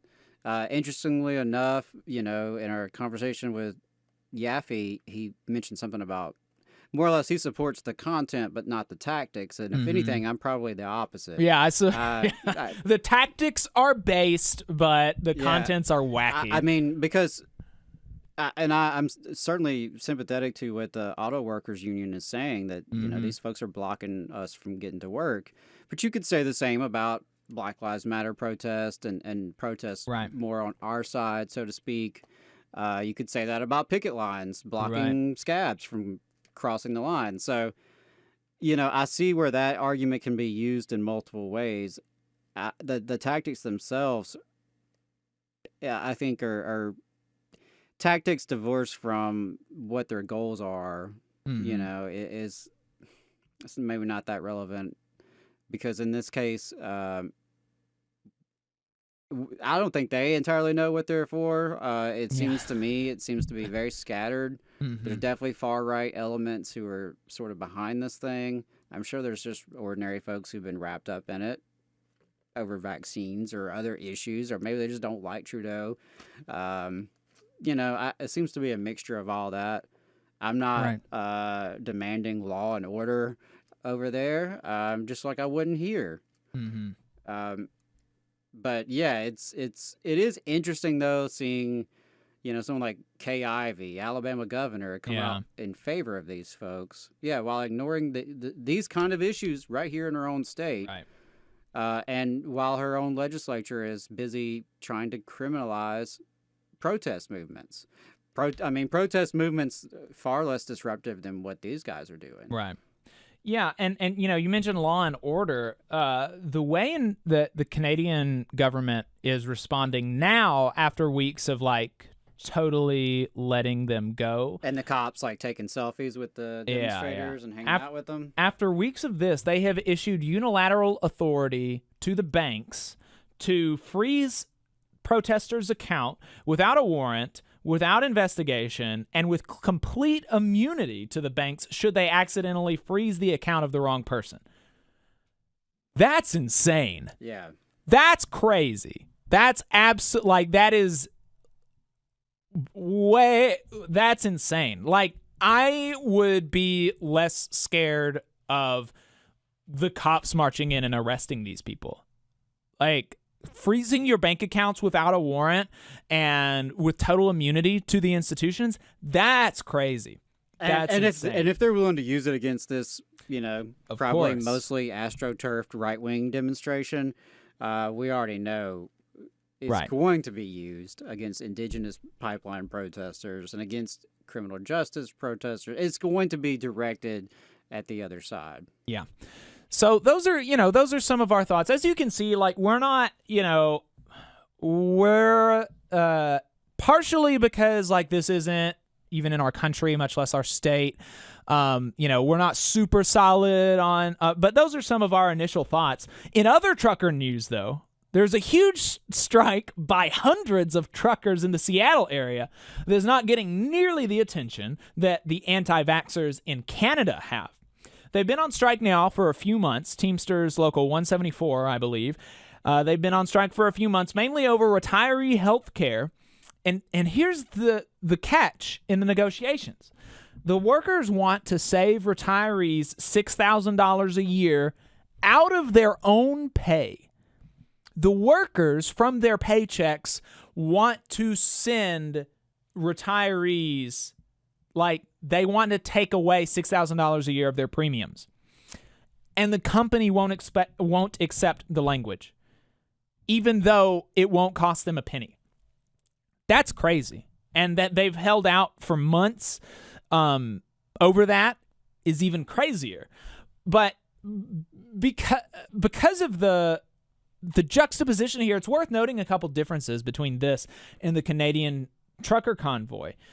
The strikes, by their nature, have majority support in the workplace or the industry that they're at, which is not something that we can say for the Canadian trucker convoy. There is an amount, we mentioned about the, you mentioned that picket lines, like, they stop scabs from going into work. And, there's an amount of democratic legitimacy to that is simply not there in the Canadian trucker convoy.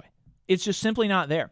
It's also over material benefits, and there is a connection to the community, whereas these are truckers from, like, all over Canada swarming a residential neighborhood and blockading a and how many a of bridge. How many of them are even truckers? Right. So that's something to keep in mind. You can read more about that in Kim Kelly's article in The Nation. That's also linked in the show notes. So the last thing that we wanted to do before we wrapped up here in overtime, we've got a listener voicemail. Adam, can you play the voicemail for us?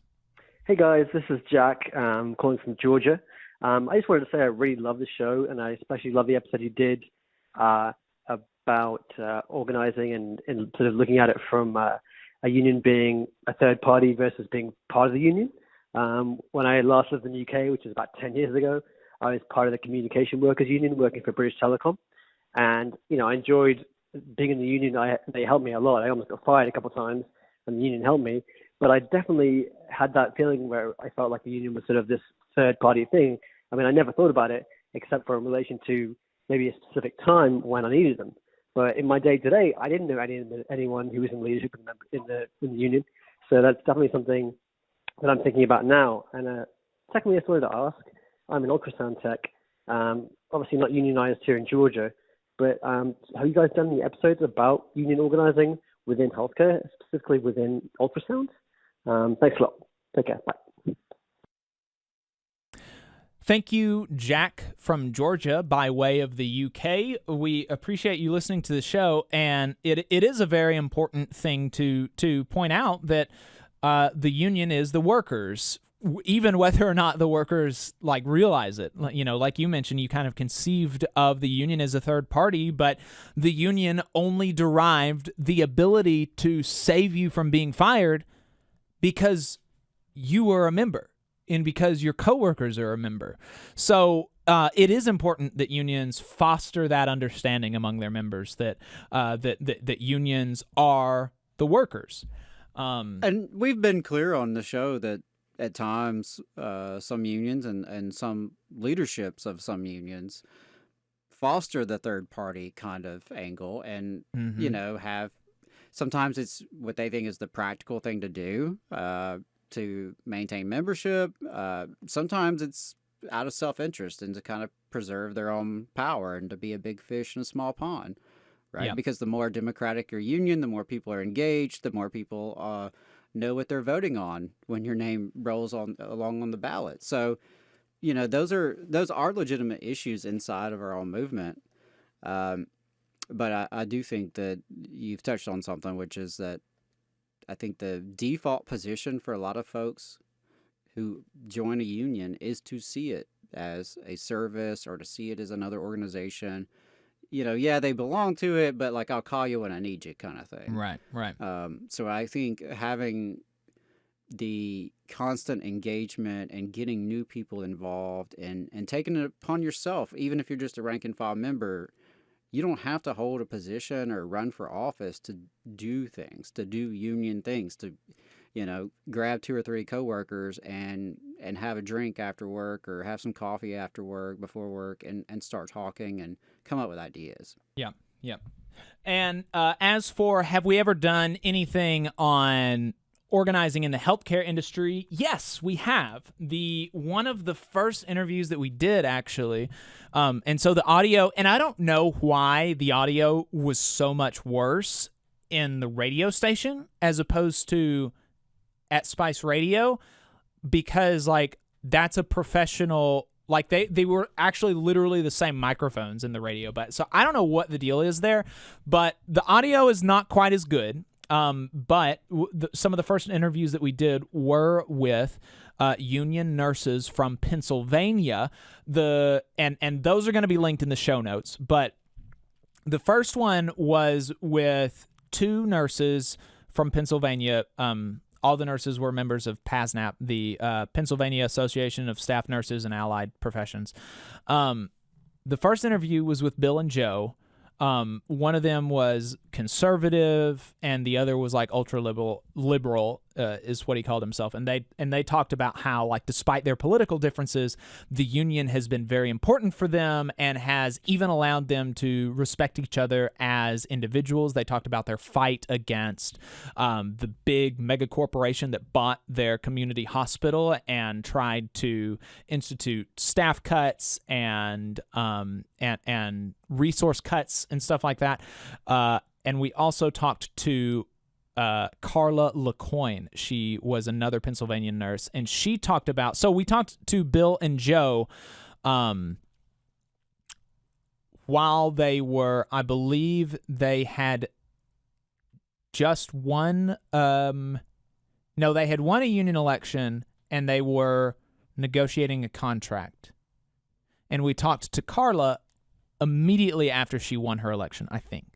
I don't know. It's been so long since we've had those. But those were very good conversations. And in fact, the conversation that we had with Bill and Joe was one of my favorite interviews that I've done. And I'm constantly, even though it was like a year and a half ago, I'm still calling back to it. So those are in the show notes. I recommend giving them a listen. But good reminder. We need to have some more nurses on. Yeah. It's great to talk to people from different industries. We need to get some more healthcare folks on.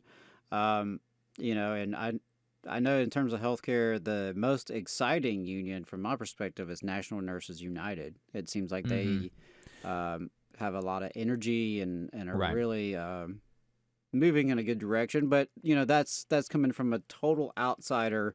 So. Yeah. Take that for what it's worth, but Jane McAlevey has written a lot about nurses unionizing in her books. I'd recommend reading some of those. Raising Hell and Raising Expectations by Jane McAlevey. No Shortcuts. Good books. Very good books. So that is it for today's episode of the Valley Labor Report. We appreciate your time. If you would like to help us stay on the air, you can make a one-time donation or a recurring monthly donation on unionly.io/o/TVLR. Your support really does help. And if you would like to leave us a voicemail, share your thoughts on the contents of today's episode, or ask us a question, the phone number is 844-899-TVLR. That's 844-899-8857. My name is Jacob Morrison. My co-host is Adam Keller, and we will see you next week.